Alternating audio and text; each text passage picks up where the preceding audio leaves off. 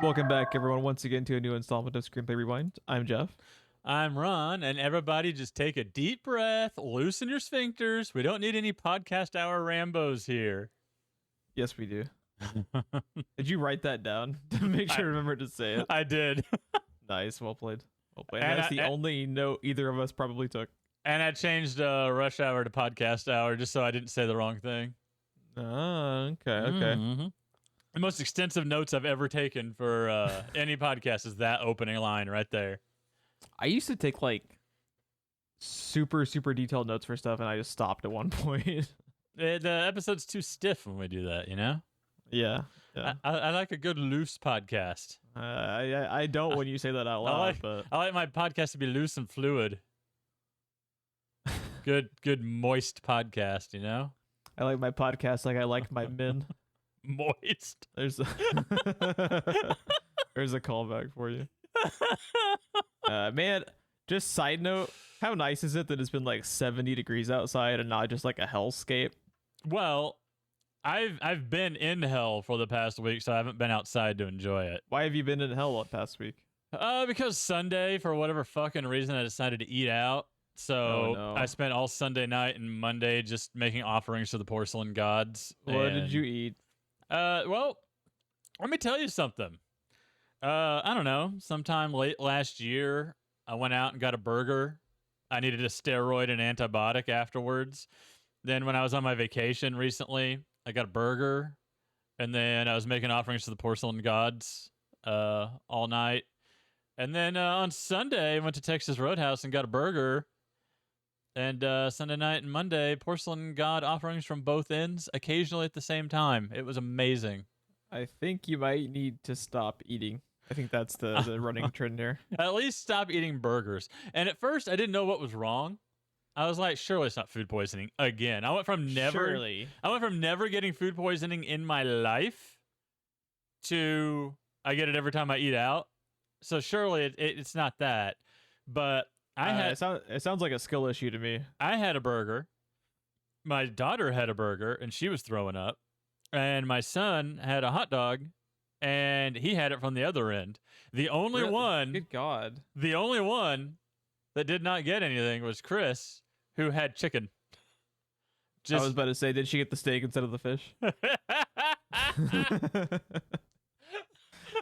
We all had the fish, Geoff. We all had the fish. Chris had to land the plane. With Otto. With Otto. God. Otto just ate the rolls. That's all he had, so he was fine. Oh, I forgot about the rolls. They didn't even bring us No, they did. They did bring us rolls. Okay, I'm gonna be honest. That's like the only thing I genuinely like at that place. I've never been a big Texas Roadhouse guy. I don't know. Like, their onion blossom is not as good as a bloomin' onion, but it's still pretty damn good. Yeah, that's pretty good. I'm just talking about anytime you slice up an onion and deep fry it, I'm there. You know? Yeah, that's all good. They're like legitimate entrees though, of getting like burgers or chicken, steak, and stuff like that. I've just never been that impressed with their primary entrees. The rolls and like appetizers are fucking great. It's weird that some restaurants like insanely good appetizers, and then like the entrees are all shit, and or put you in the fucking hospital with your family, like you guys have. So that stopped on Monday, but by then, like, the damage was done. Like, I was so dehydrated because I could drink water, but it didn't matter. I didn't keep it down. So I was so dehydrated, I didn't even trust myself to drive. Chris stayed. She worked from home and she took the kids to school. Haley wasn't throwing up yet at that point. She threw up later that day, so she didn't go on Tuesday. But I got to the point that I couldn't hardly walk, and like I was all like weak and shaky. And I know that feeling because I have had an intestinal parasite that left me in the same condition before. So I knew exactly what it was. It had to be dehydration. And when I finally got to the point I could keep stuff down, I ended up drinking an entire thing of, we had one bottle of Pedialyte left. I did that and a lot of water, and I don't know, in about a day, most of that was gone. But like, I am still exhausted, and like my stomach still does not enjoy having food in it. Mm-hmm. So yeah, and then You add to that my my surgery wound on my chest is infected apparently, and I have an antibiotic ointment for that now. So yeah, I'm just riddled. What was your chest surgery thing? What was that? We didn't talk about it last time. I wanted to, but I decided not to because it's the one thing in my life I've ever seen Skis Bobby out, and I know he listens to this show. Oh no. So, but I either right before or shortly after I got married, it was in the same year I got married, I had a cyst show up in my chest. You could see it. It just made a bump on my chest. And like I swim with one of those like shirts that's like made of the same material as your swimsuit.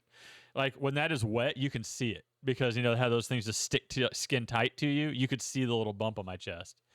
It was that big, but it. We're absolutely sure you've never run into a face hugger. Yes. Because okay. And it, you know, it was just a little cyst, and it was going to be surgery to remove. It was most likely never going to cause a problem. There's a chance it could always become infected, but you know, whatever. In fast forward, what, 6 years, it starts hurting and aching, and eventually gets to the point that if I move my shoulder the wrong way, it's just like searing pain moves through my chest. Jesus. And my daughter, who was born in 2016, she's only a few months old, loved to slap it when I was holding her. And it... Yeah, she was trying to get the alien parasite out of you, man. Eventually, it had burst. And Jesus Christ. I had a dime-sized hole, maybe a little bit larger than a dime. Not quite penny, but definitely dime or larger. Hole in my chest that shit just flowed out of. Like I would have to drain it in the shower, and you could just look down inside my chest. I'm sure glad I waited to eat after this podcast recording session is done. That was a good move on my part, but continue. What it looked like, you know, the white stuff inside of like a zit. It was that, but on a massive scale. I love the mental imagery happening for me right now. It's great. The best part was it smelled like roadkill. Jesus Christ. So this, especially the fact that there was just a hole in my chest, Bobby could never stand me talking about. He has always had an iron stomach, except for one story I'm not going to be mean enough to tell here. And thank you. I appreciate that. No, you would love it. But for him, I'm not gonna blast it out to the world. It involves him having to eat something. Anyways, I just had this hole, and my doctor was like, "Here's some really powerful antibiotics. Call in every day, telling me the status of it, and we keep doing that until it heals." So for years now, I had a scar on my chest that looked like I had been shot, you know, and then it healed over. It literally looked like a bullet wound, like an entrance wound. Well, funny story. The cyst was not destroyed when it ruptured. It healed and refilled and came back. Hibernation. Yeah, no, it was. Do you know the name Krakatoa? Yeah. So, you know, it annihilated itself, the loudest recorded sound in human history. You could hear it from hundreds of miles away, blew people's eardrums within 200 miles of it. It erupted from the ocean again, and it's called a Not Krakatau, which literally means son of Krakatoa. That is literally what was on my chest, right? It creeps, it crawls, it strikes without warning. Exactly. So I was like, well, this sucks. And now fast forward to recently, like this thing is starting to give me a little twinge every once in a while. Like I don't want to go through that shit again. So yeah, I went to a dermatologist, and they, I don't know, gave me like 5 shots of whatever it is the dentist uses. I forget the name of it. It's not Novocaine, lidocaine. Is that what it is? Gave me like 5 or 6 shots of that in my chest, and then just removed it. I almost talked about it last time because the nurse drove me fucking insane.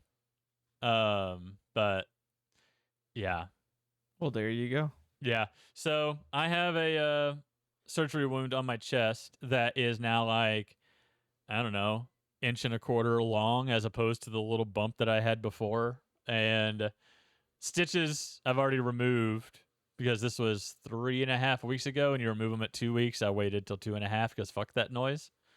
I decide when my stitches come out. Thank you. This is America. Yeah, I thought this was America.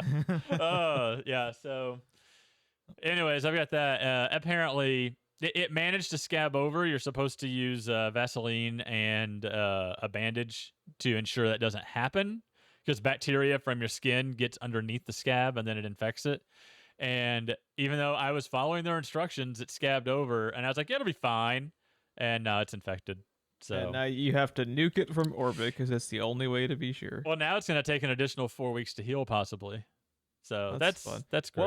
Well, when you eventually, like, overcome your laundry list of health issues, outside is really nice. And, oh yeah, that's how we got on this. I forgot. We are 2 weeks out from October, which is the only month of the year that I enjoy. I was looking at the calendar. You get to pick Halloween. I think I always end up picking, like coincidentally, I always end up picking like the Halloween episode. Because we have shit happen and we have life happen, and sometimes we don't record or whatever. It's just the way it falls somehow. Yeah. I mean, it's a 50-50 chance every time, right? But well, I sacrifice livestock to Cthulhu and the Elder Gods to make sure that it happens. It really feels like I've been sacrificed. Yeah, no, I saw you get to pick Halloween this time, buddy. Again. Yeah. And that is also our 3-year anniversary. Congratulations, honey. That's fucking nuts. Yeah, we've been doing this fucking show for 3 years.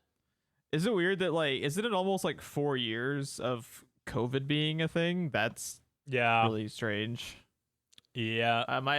Your brain just like goes on autopilot after a period of time, and something like that is like literal like world history just becomes like a part of day-to-day life, and you're like, holy shit, that's been a thing that we've been dealing with for 4 years, And and it's sadly just been a fact of life for most of that time. Yeah. Because people.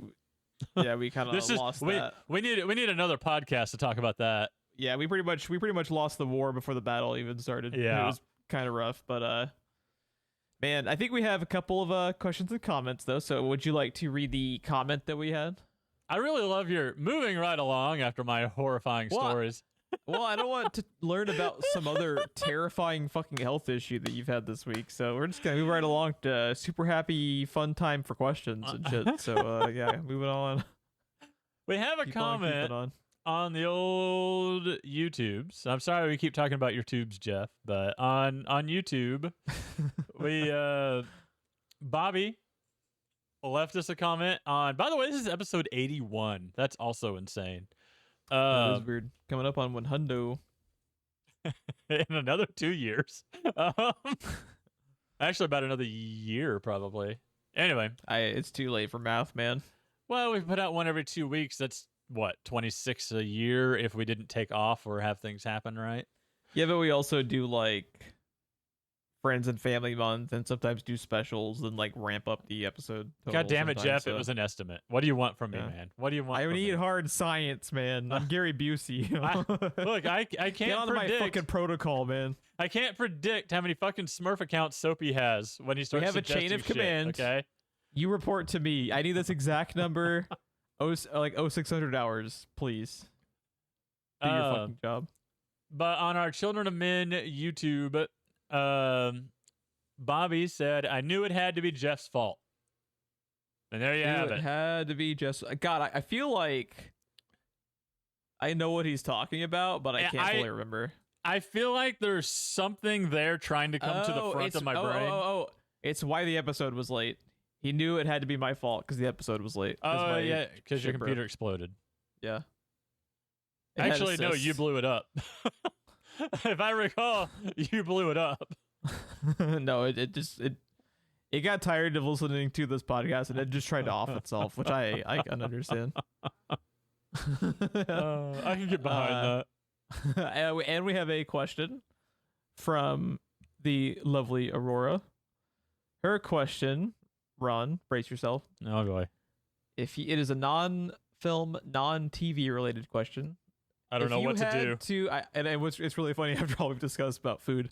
If you had to eat just one cereal for the rest of your life, which one would you pick? Can I substitute it for the box? No. Oh shit. You got to eat one cereal for the rest of your life. See, this is a tough call. I hate cereal so much. You hate cereal? I hate cereal so much. All right, I got to end this show. How do you hate cereal, man? I mean, it would probably be Reese's Puffs. Probably. This is tough. Okay, so for people who are like into cereal, this is a tough question because if your favorite one is like something that's like can I just explain something to you real quick? No. If you love all cereal, it is a tough choice. If you hate all cereal, it is also it's an easy choice. You just starved to death. No, if you're into cereal and your favorite is like a particularly sweet one, you could eventually get sick of it. Eventually get diabetes and die. Yeah. This is tough. I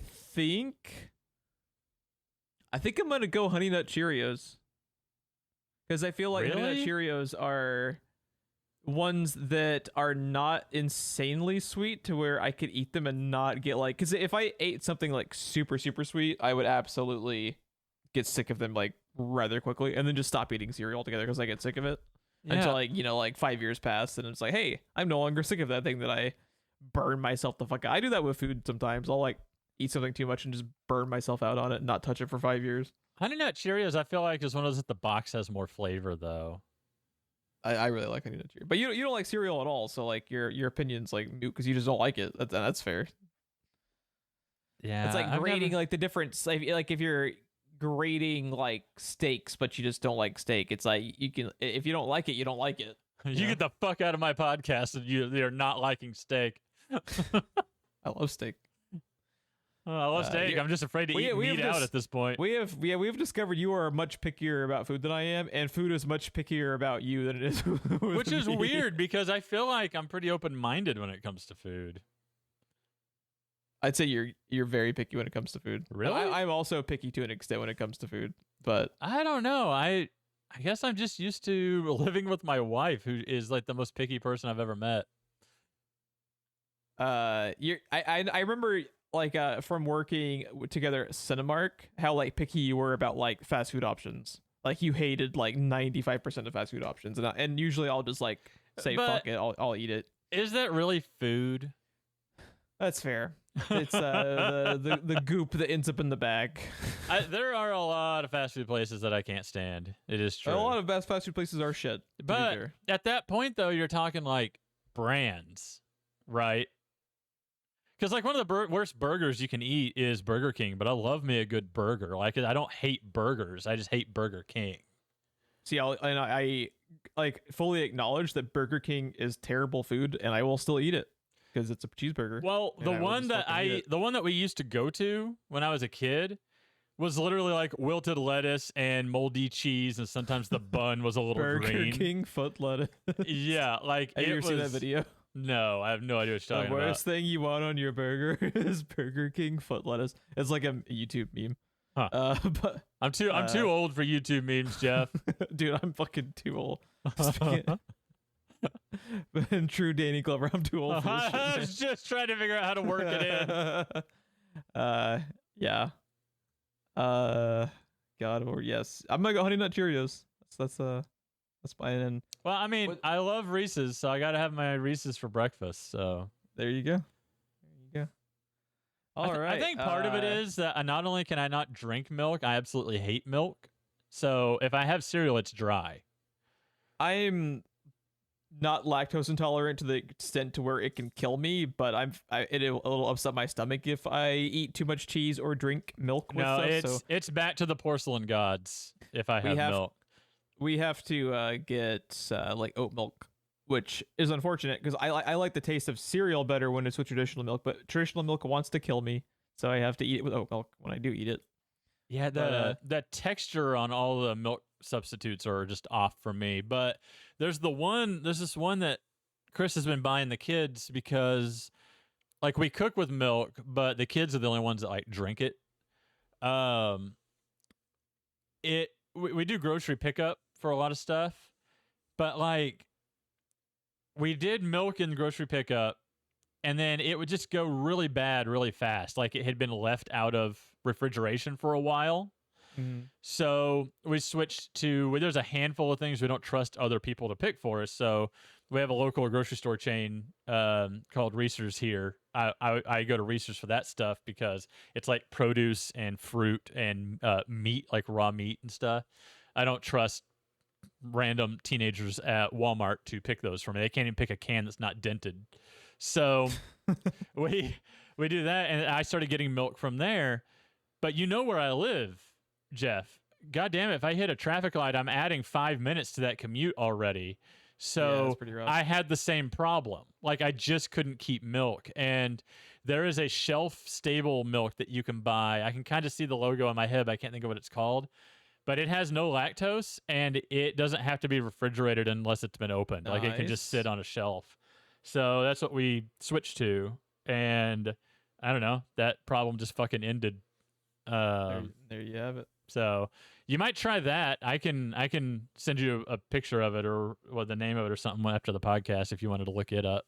Yeah, I'll have to try that. Well, you know what's funny? I'm so picky about people picking out my groceries to any extent. I have never done a grocery pickup. I've always gone in and gotten my own stuff because I hate people. It was a godsend. I'm the type of person COVID. Because I'm fairly OCD. I can't get like the thing that's at the front. I have to get the thing that's like, second or third in line behind the stuff on the shelf, like every time, no matter what I'm getting. It's just like an OCD tick of mine. So I can't do grocery pickup for anything. I have to go pick it out myself. Yeah, that's why the secret to grocery pickup is like canned items because those typically have a really long shelf life. So even if they just grab the first one they see, if you're planning to use it soon, like relatively soon, it doesn't matter.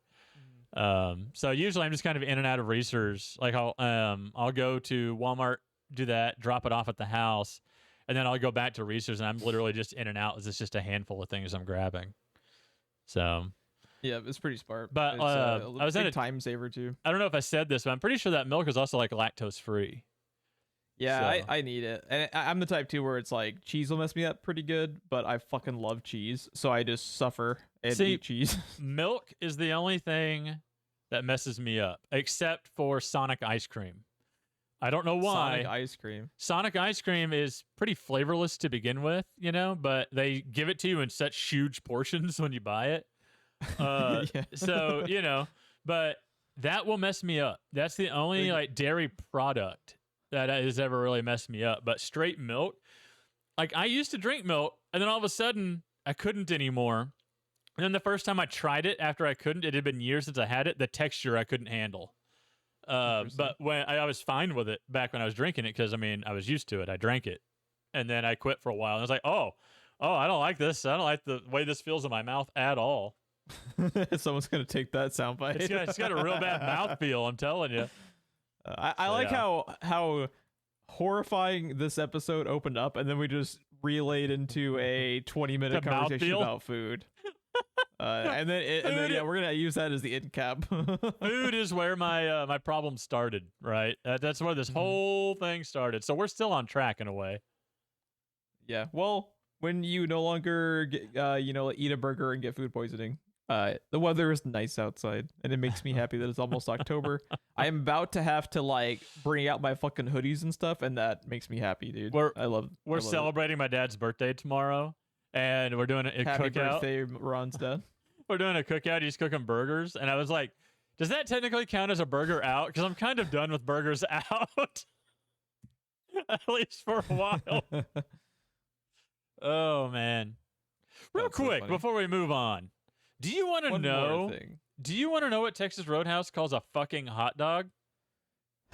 What do they call it? I feel like I stumbled upon this in the past, but I forget. What do they call it? So Nathan got, first off, it was off the kids menu, and he got 2 fucking hot dogs on the plate with his fries. That's a kid's portion? Anyways, their rolls that they give you that we talked about? Yeah. They split one vertically and put the hot dog in the middle of that, and that's their hot dog. The itty bitty roll that does it.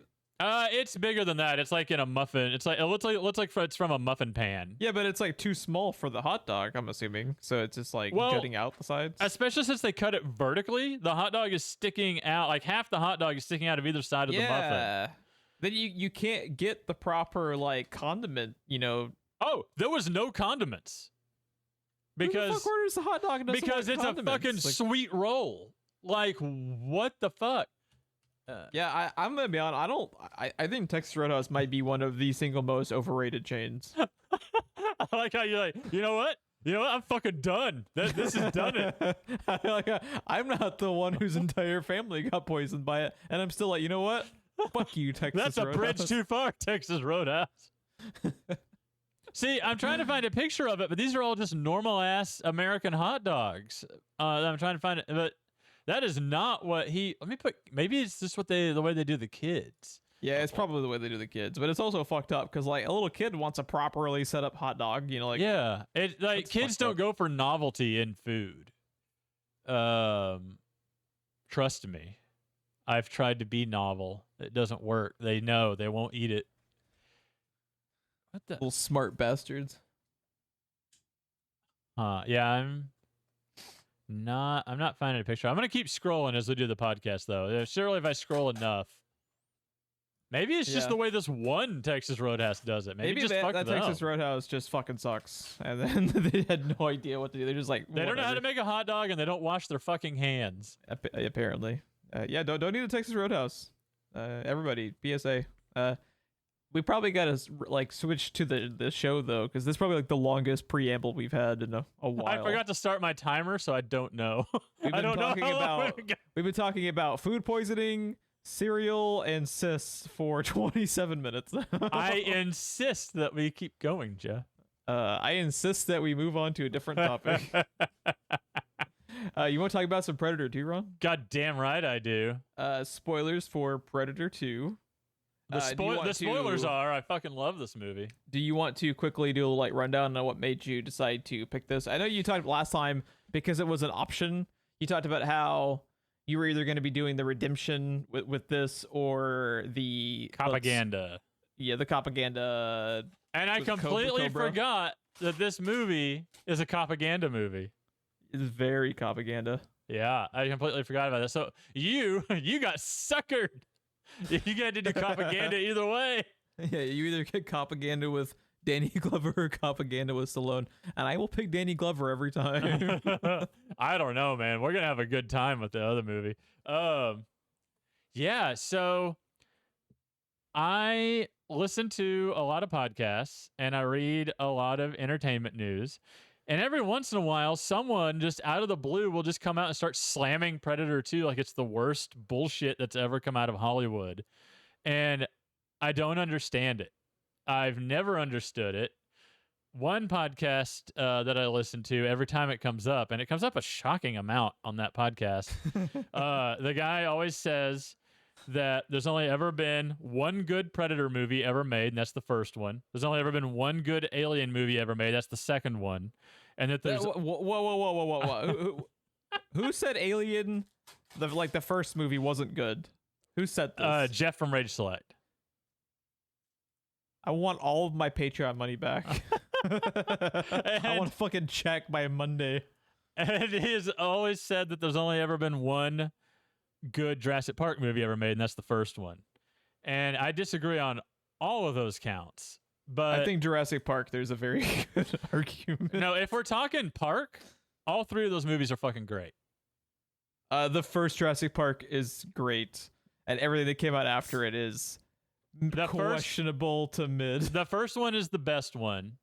The third one is everything from the first book they did not use in the first movie. I like the third one. If you combine those two movies, that's the first book almost. I like the third one. You said it didn't hold up particularly well to like revisiting it, so I'm kind of afraid to revisit Jurassic Park 3 because I really liked it back in the day, but you're also more invested in Jurassic Park than I am, so that might have been part of your and you had also probably not read the book. Well, it helps that Alan Grant is my favorite character. And it's fucking Sam Neill, dude. Yeah. And one of my man. favorite actors. So, I fucking love that man. I will watch him read the phone book. He's amazing. And yeah. I mean, Ian Malcolm is a really close second, and that's Jeff Goldblum. And the second one got me more Jeff Goldblum. The second one got us and one of my favorite movie quotes. The second one got us more gymnastically murdered velociraptors, which is just, like a great achievement in cinematic history. That is Spielberg. That is Spielberg's fault. That is the bad Spielberg. See, there's the Spielberg. There's the Spielberg that will make Jaws, Raiders of the Lost Ark, Jaws. It's just some of the most some of the most important cinema of our time. And then there's the Spielberg where he's like, you know what? Really got to get Shia LaBeouf's nuts whacked with this branch. Multiple times. I really got to have a 5-minute segment of Shia LaBeouf swinging with monkeys. You know what? What if gymnastics? What if, you know what? You want to know what is the Achilles heel of velociraptors? Is well choreographed gymnastics, man. They never see it coming. I fucking hate Jurassic Park too. I like that movie a lot. I love Jeff Goldblum. I like almost every time he's on screen, and I fucking detest almost every single side character in the second movie. Really? I fucking hate even Peter Stormare. Peter Stormare is good. He's Peter Stormare. I also like the Hunter guy. The Hunter guy's pretty cool. God, what is his name? He's a great actor. God, I'll have to fact check it. But yeah, I hate the daughter. I don't like Julianne Moore. Vince Vaughn is annoying in that movie. All the villains outside of the Hunter guy are really fucking lame. I hate the side characters. Pete, Postlethwaite, I think is his name, is the Hunter guy. Love that dude. He's really good. But yeah, what were we talking about? I forget what got us on this topic. Oh, everyone. How does he not like the first Alien? He says it's okay, but it's really slow. Absurd. That movie's amazing. Well, you also have to remember it's Jeff. He tends to waffle back and forth. The next time you talk to him, it's probably one of his favorites.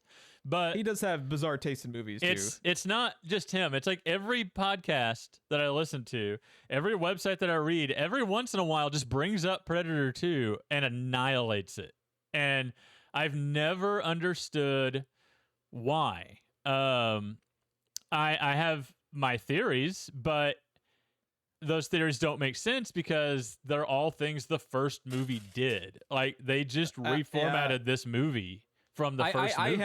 I have some issues with Predator 2 that we'll talk about. I would never like. I mean, I'm not saying it's a flawless movie or that it's better than the first movie, which is something that was ludicrously said in the Wikipedia that some people find it better than the first movie. That is absolutely insane. But this movie, this movie is the first movie retooled. And see, I have some of my issues actually are the juxtaposition of the first one to the second one that we'll talk about once we get into like the plot and stuff. That really relates to the propaganda side of this. Right. The propaganda aspects of this movie are what I don't like about this movie. Okay. Once we pivot to where it's just more like a Predator movie and it's Danny Glover trying to survive against the Predator, I love this. Is Danny Glover being too old for this shit? When it's by the way, kudos to Danny Glover. Danny Glover got fucking jacked for this movie. There's a scene where he pulls his shirt off. Yeah. And I'm just I paused. I just paused and stared.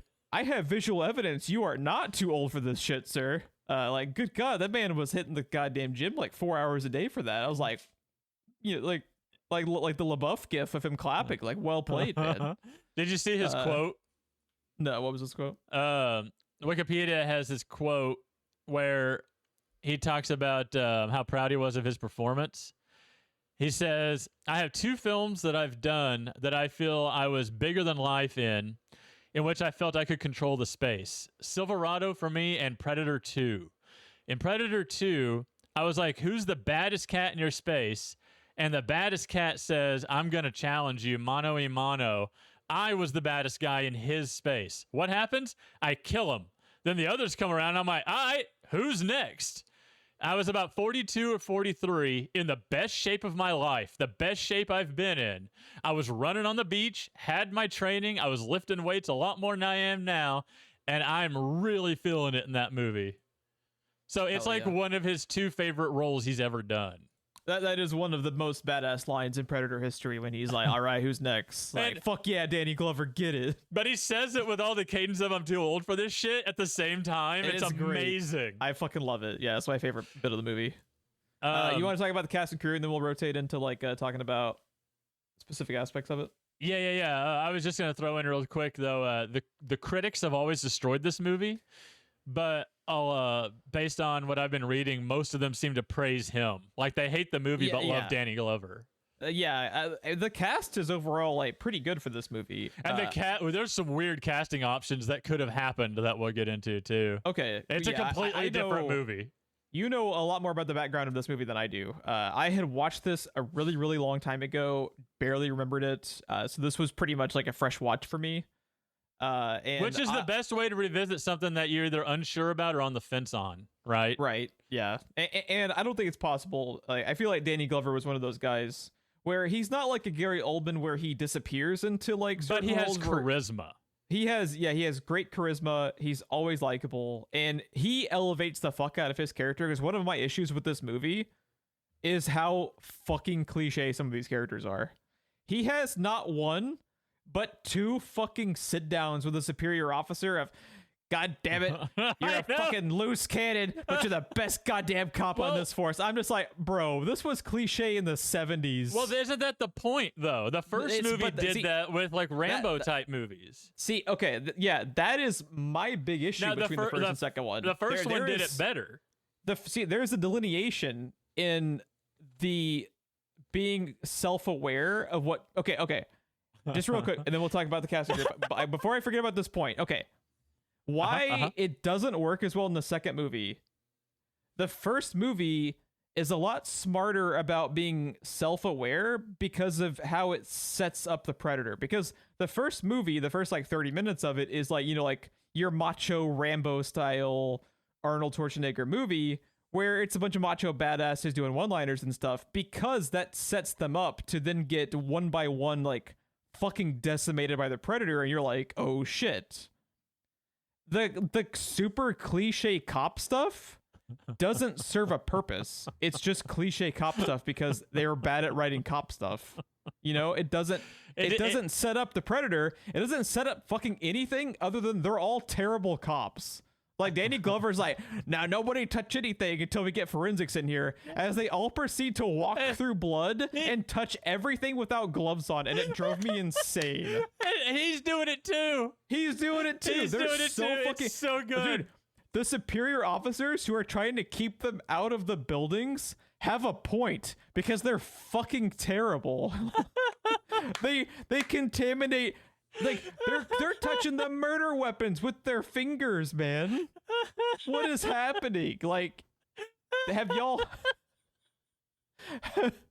have y'all ever been aware that DNA exists? Like, Oh, Geoff.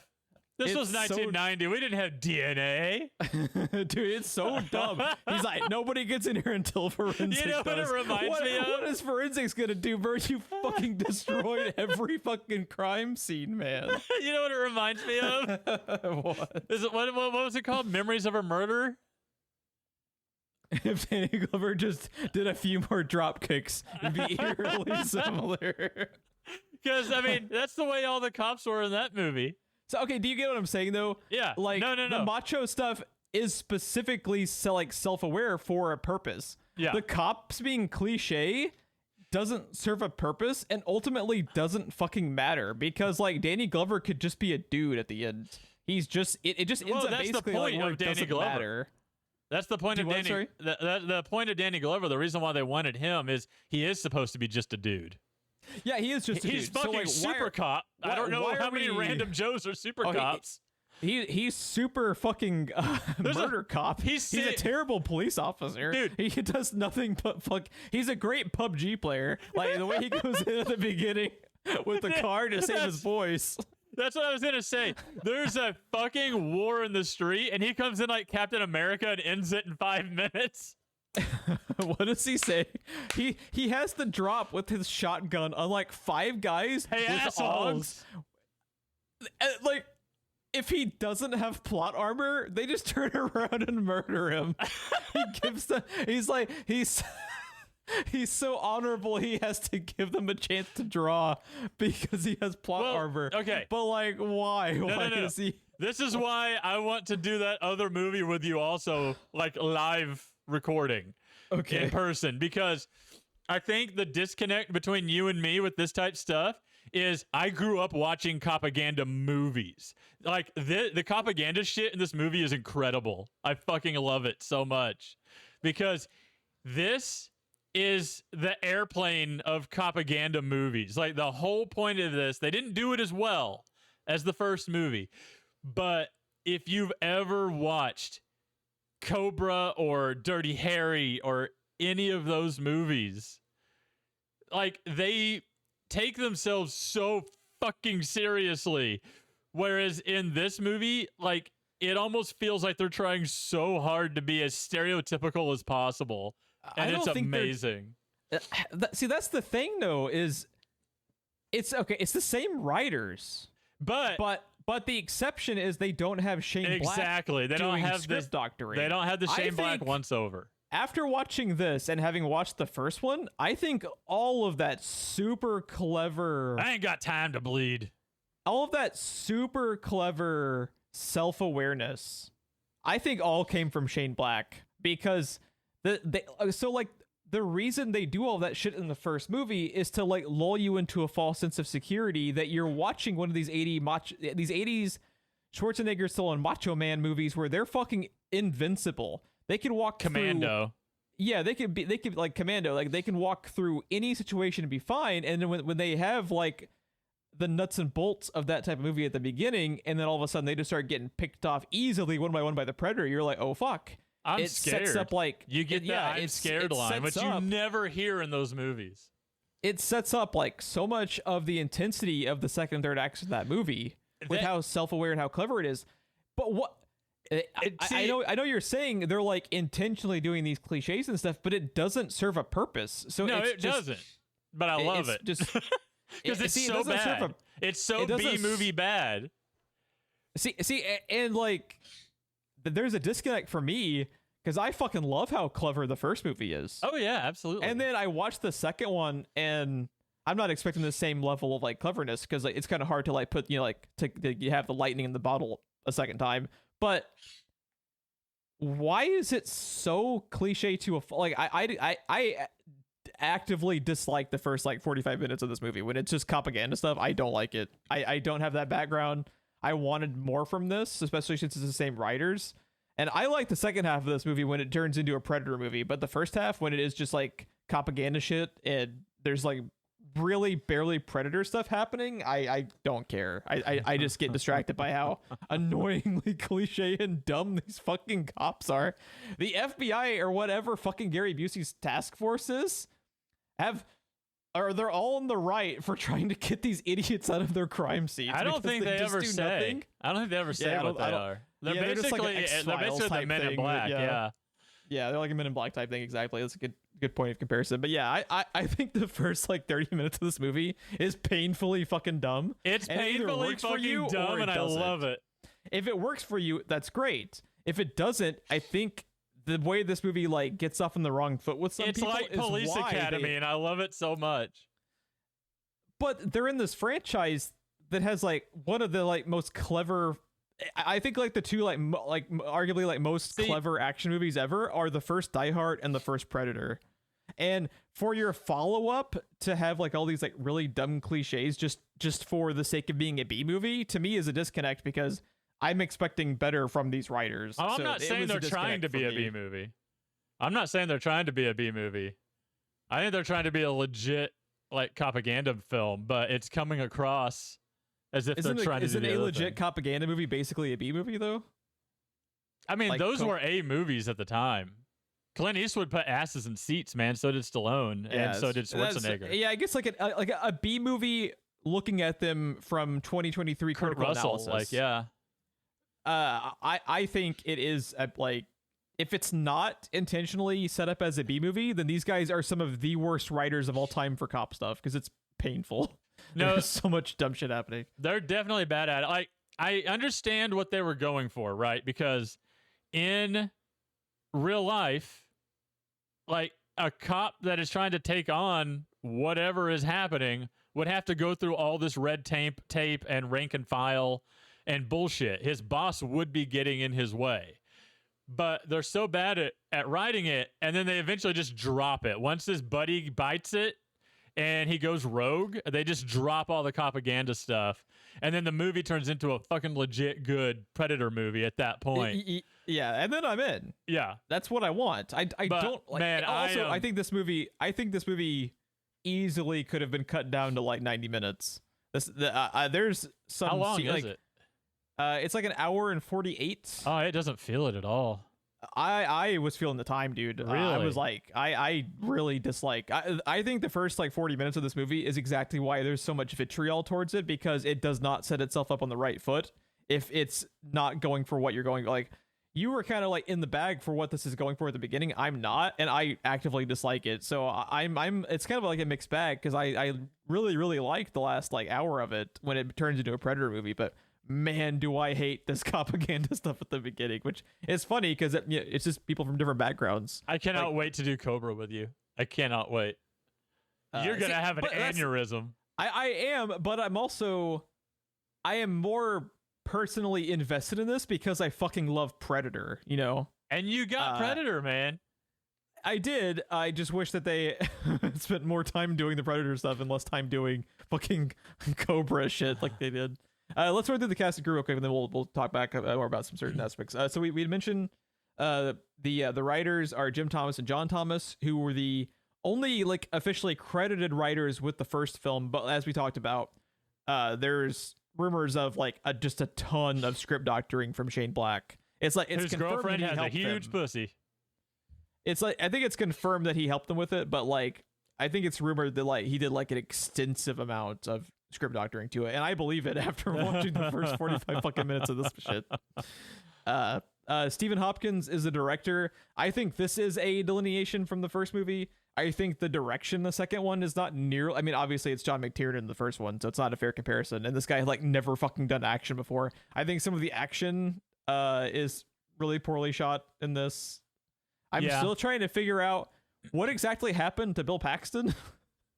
He gets like they do so many like quote unquote like stylistic cutaways that like basically just leave you confused. You know what it reminded me of? You remember in the first Batman movie under Nolan in Batman Begins? I love that movie. Prison yard? The fights where you just see movement happening, but you have no idea what's happening. Yeah. Because they are not confident enough and they have no idea how to show action. They just like, here's movement in the background.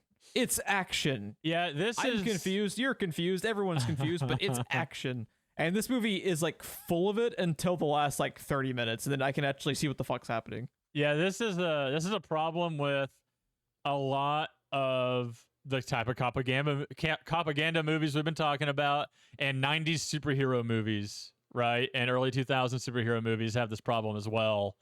And it's also a shame because the first movie is directed by John McTiernan, who was like one of the best at presenting action back then. Like, well, not only that, think of how like well shot the first Predator is. Well, not only that, it's most so of well those done. shots to start with are them standing in a jungle, just unleashing their guns as explosions go off, and this had a lot more like hand-to-hand, face-to-face confrontation, right? Like,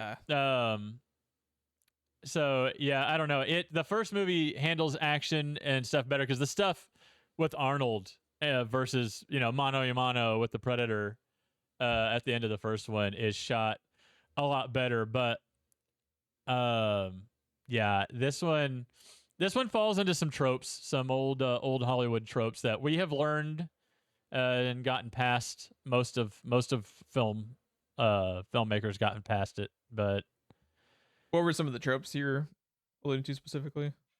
Like the shaky cam during the fight scenes, not knowing how to do lighting in dark scenes, things like that. Okay, here's the thing too. Okay, so it's not weird cutaways between characters in the middle of an action scene, like cutting away from it and cutting back.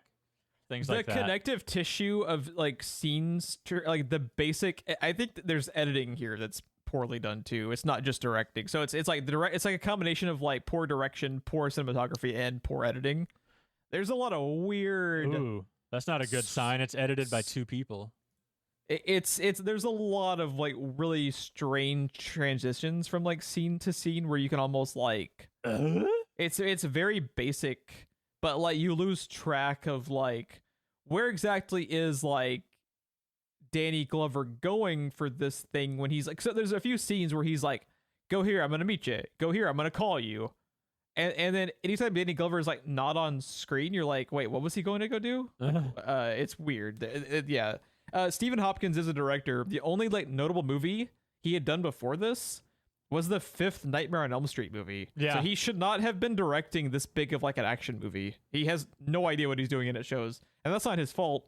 He didn't know he shouldn't have been chosen for the role, especially when their first director was like the best action director of the time. It's gonna be a bad fucking combination when you compare it to the first one. Yeah, according to Wikipedia, one of the producers, Joel Silver, invited him to direct because a quote drew his interest while directing the 5th Nightmare on Elm Street movie. And then it says, you want to know what definitely screams a Predator movie is a Freddy Krueger movie. Right. No, that's dude. You have no idea what you're talking about. It's already got the wrong spirit. Yeah, it's just get this. It's a bad choice. As Hopkins joined the production before the screenplay was finished, he worked closely with the Thomases in the script revisions and storyboarding the sequences they had written. That storyboarding was really poorly done. Yeah. Let's run through the cast. We've mentioned Danny Glover a few times. Obviously, I would say Murtaugh from Lethal Weapon is probably his most famous role. Yeah, probably. He's been in a bunch of other stuff because it's Danny fucking Glover, but Murtaugh is I would say his most iconic role. We also have Gary Busey here playing Peter Keyes. This is Gary Busey. Was it Gary Busey that had like the motorcycle accident that like really fucked him up? This is pre-motorcycle accident Gary Busey, where he was just kind of nuts and not fucking nuts. Yeah, he was like insane, but he was insane while still having all of his brains intact. So he was like this is like most dangerous game Gary Busey. Yeah, he's nuts in this, but it's like classic nuts Gary Busey. Not like, you remember when he was in that like Super Bowl commercial where he was just like the human equivalent of like a fucking wild card, like which is kind of appropriate given what football does to your brain, right? True. Yeah. True. We also have Kevin Peter Hall, who was reprising the Predator role, right, from the first movie. I think I had read, and I believe passed away shortly after this movie released, right? Like within a year. Really, that sucks. What did he die of? I don't know. I just saw it on IMDb earlier today. I guess I should have looked it up before I said that. Yeah, he passed away April 10th, 1991. He was 35 when he passed away. At least he will have what a great his performance as the Predator is really great. I think it's underrated. Oh, that sucks. He died of AIDS, which he contracted through a blood transfusion a few months before. That sucks. He got a blood transfusion and contracted AIDS from it. That's really, really sad. Dude, that is great. The short straw right there. Because he is, I think he's genuinely great with like his screen presence as the Predator in both the movies. We also have Ruben Blades, who plays Danny, who is the long-term partner of Danny Glover's character, Mike Harrigan. I fucking hate how cliche every goddamn cop character is. We have the loose cannon. We have the long-running partner, Mike Loose Cannon Harrigan. So we have the loose cannon. We have the long-running partner who is just going to die to fuel the fight. He's gonna last about as long as fucking Aaron Rodgers' Achilles tendon. but his death, unlike most movies of this ilk, right, like the propaganda type movies and action movies, his death serves a purpose. That's what sets off the loose cannon. That's when he throws his hands up there and says, fuck it. It's so fucking cliche. I know. I love it. Oh my, it fucking hurts me. And then we have the sassy lady cop, I who's love a lady, her. but don't mess with her because she's sassy and she's a badass. She's like the fucking proto Michelle Rodriguez. It's like, God damn it. She feels like she's ripped right out of Aliens to me. Yeah. Very, very much so. Probably my favorite. Speaking of aliens, my favorite character in the movie, probably. I mean, I love Danny Glover, but Bill Paxton. He has some fucking terrible dialogue, but everyone does. He makes it work still most of the time because it's fucking Bill Paxton, and he's like so charismatic. I go in for my physical, right? And the doctor says I need a semen, stool, and urine sample. I say, gee, doc, I'm in a big hurry. Can't I just leave my underwear? What the fuck is this? What the fuck is this? And then we have Robert Davi, who is the police captain, who's like, God damn it, you're a loose cannon, but you're the best goddamn cop I've gotten this force. He's the first person to do that. And then who's the other fucking dude? And then we have, here's the other thing too. Why is Robert Davi a captain when he's clearly supposed to be like a mayor type figure? Exactly. Well, I mean, he's literally got an office like at the fucking mayoral like building. I mean, isn't he an elected official at the same time? Isn't that how police captain works? He's credited as a captain. I thought police captains were elected. So like, okay, Kent McCord, who is his like direct captain, like actually being at the like it's weird. Like he should be some other position underneath the mayor, like a more like. It's funny that we never see a mayor. You know, it's weird. Yeah, because they talk about the mayor is like out of town at Montana or something on the news, and they're always like shit talking him for being out of town, like Ted cruising it in Cancun when all the shit's going down. Yeah, but he's the other cat. It's like, God damn it, you're a fucking loose cannon. We gotta have not one but two of those scenes to fully submit how much of a loose cannon Danny Glover is. We have Adam Baldwin, who is Garber. Adam Baldwin, is he? Yeah, he's the Serenity guy, right? Yeah, he's Cobb. Yeah, Jane. And and a few years after this movie, he would show up in Independence Day at NORAD. Oh, who is he in Independence Day? I haven't seen Independence Day. He is basically an unnamed soldier man in NORAD who forgets that there are civilians outside as the aliens are approaching to eliminate everyone. Gotcha. He's real bad at his job because he's gloating how safe they are being miles inside the mountain, and the lady protagonist is like, well, what about the people outside? And he has no answer. He's like, and then it cuts to them driving out to pick up all the people as the aliens are flying in. It's amazing. Gotcha. All right, and then we can't forget the most important character in the entire film is Henry Kingi as El Scorpio. Oh, dude. Come and get it. El Scorpio is ready. Witness me.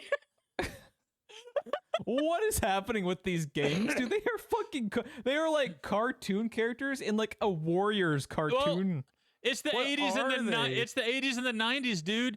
We were gripped in the middle of gang panic at that time. Oh my God, all of America was just so panicked about gangs. And it's so fucking crowbarred into this movie because like the gangs don't amount to fucking anything. That's where these movies come from.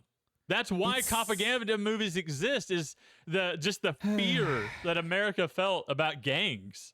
The gang shit in this movie is so the gang stuff is painfully stereotypical even for 1990. Like what? Yeah. The voodoo stuff? Really? Yeah. Really? The Jamaicans. He brings out fucking like chicken bones. He literally brings out chicken bones. You gotta sell it. Like, if you want people to fear you in the streets, you have to sell it, man. He's got to bring out he's like, what's the John Constantine villain? The voodoo guy. He's like basically that dude. Oh shit. Papa something Papa John. Yeah. That's it. Why don't I know this? Big Bad Voodoo, Papa Midnight. Papa Midnight. There you got it. Love that character. Yeah. Yeah. He's basically Papa Midnight, but dumber. Get this guy in here. But there's not one super like voodoo overlord that is present at this like scene when the Predator goes in and just like annihilates like 20 people. And then they have like where the dude Danny Glover goes and talks to, who is like the Papa Midnight. He's like the overlord of the voodoo magic. He has all of the chicken bones at his disposal. Yeah, and he straight up pulls a sword and tries to confront Predator, and that cutaway is amazing. That cutaway is pretty good. I will give the editing that's a good cutaway. That was a very Freddy versus Jason cutaway. I love it. That cutaway is really good. There's another artistic. I hate most of the like action sequences and the way they're shot, but like the one that I think was good other than that, when the partner gets killed, you just like hear him screaming and see like the blood drip down, almost like it's like a slasher movie. Yeah. That I think is like pretty appropriate. And that makes sense because he came from Freddy Krueger, you know, like that is a very Freddy type of scene. And I think that's fine to kind of like incorporate because you're trying to get the audience to be like afraid of him, and if you show shit happening off screen, see, like I don't have a problem with shit happening off screen to be more scary and like fuel your imagination. What I have an issue with is like trying to show shit on screen and it's just so much shaky cam, so much flickering lights. I'm about to have a like fucking epilepsy seizure. All the stuff on like the train, like I said, I still don't know to this day what fucking happened to Bill Paxton. There's like a quick shot of him like being thrown or something, and then they cut away, and it's just like, okay, why? I think he basically got disemboweled after he threw his little stress ball because that was the only thing he had left. There's also like a lot of really annoying inconsistencies with the Predator in this. So Bill Paxton goes out fucking shooting like 4 clips in a subway car, and you're telling me like he just misses every single shot, but then like later Danny Glover is shooting the Predator, he can't miss. And he is like susceptible to bullets and shit. And it's just weird. I don't understand how like Bill Paxton didn't at least injure him a little bit. He looks like invulnerable as a Predator right there, and that's kind of like outside of the spirit of this character concept, because like if it bleeds, we can kill it. Is an important aspect of the Predator is like he is vulnerable. He's a badass and he's terrifying, but he is vulnerable. But then like when Bill Paxton is shooting at him and he's shrugging it off like he's the fucking like T-1000, like he's invulnerable. It's just kind of stupid to me. Like it's like internal inconsistency, which I find annoying. And that is one thing that holds this movie back. Like I was saying earlier, like it's not as good as the first one. There's still a lot in this movie that I enjoy, but there are things like that. But I still think this movie has so much good in it that, I mean, while that stuff is annoying, it doesn't like kill the movie for me. Yeah, like it never killed the movie for me because the second half of this movie saves it to me when it becomes just pretty much Danny Glover is Dutch versus the Predator. I love all that stuff. That's Predator to me. It's someone trying to fucking. It's like Prey. It's perfect. It is what I want out of this movie. The extra shit that doesn't end up amounting to much to me is just wasted opportunity and like opportunity cost to like more cool Predator shit we could get from this character. It's not a terrible movie by any means. I like the movie overall because I like the ending, and I like Danny Glover. I like Predator in general. I just find the first like 45 minutes to an hour of this like really ill-advised and mostly poorly shot. It's just like if it was any other franchise, I would be less critical, but I do love the first movie so much. I will be hypercritical of this, especially with it being the same writers. That you guys can do better than this. Yeah, I should have paid more for more help from Shane Black. What's funny is later, I just had it. Danny Glover. Blah blah blah. Was it higher up? I just had. No, that's not it. Oh, here it is. Oh, it's just above the Danny Glover thing on the Wikipedia page. God damn it! I said later, and that's exactly how this sentence starts on Wikipedia. So Stephen Hopkins later, I don't know how much later. I guess I can look at this link and see when it was written. He talks about how he basically filmed this movie like a child, just running rampant through Los Angeles, blowing shit up. Because he was really young and early on in his career, so like he basically didn't know better at the time. Yeah. Like I said, it's not his fault. He shouldn't have been hired for this role, this gig. Damn it! I'm trying to look.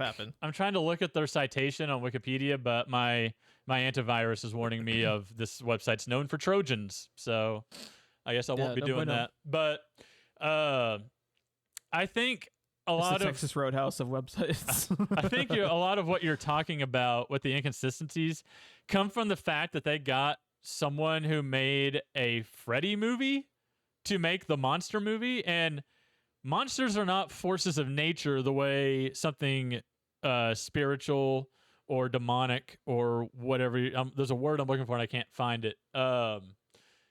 Supernatural. Those are forces of nature, whereas monsters are not. Monsters are killable. But you got your guy that did a supernatural movie to come do your monster movie, and that's where those inconsistencies come from, because you can't hurt the supernatural thing till the third act, Geoff. Everyone knows that. It's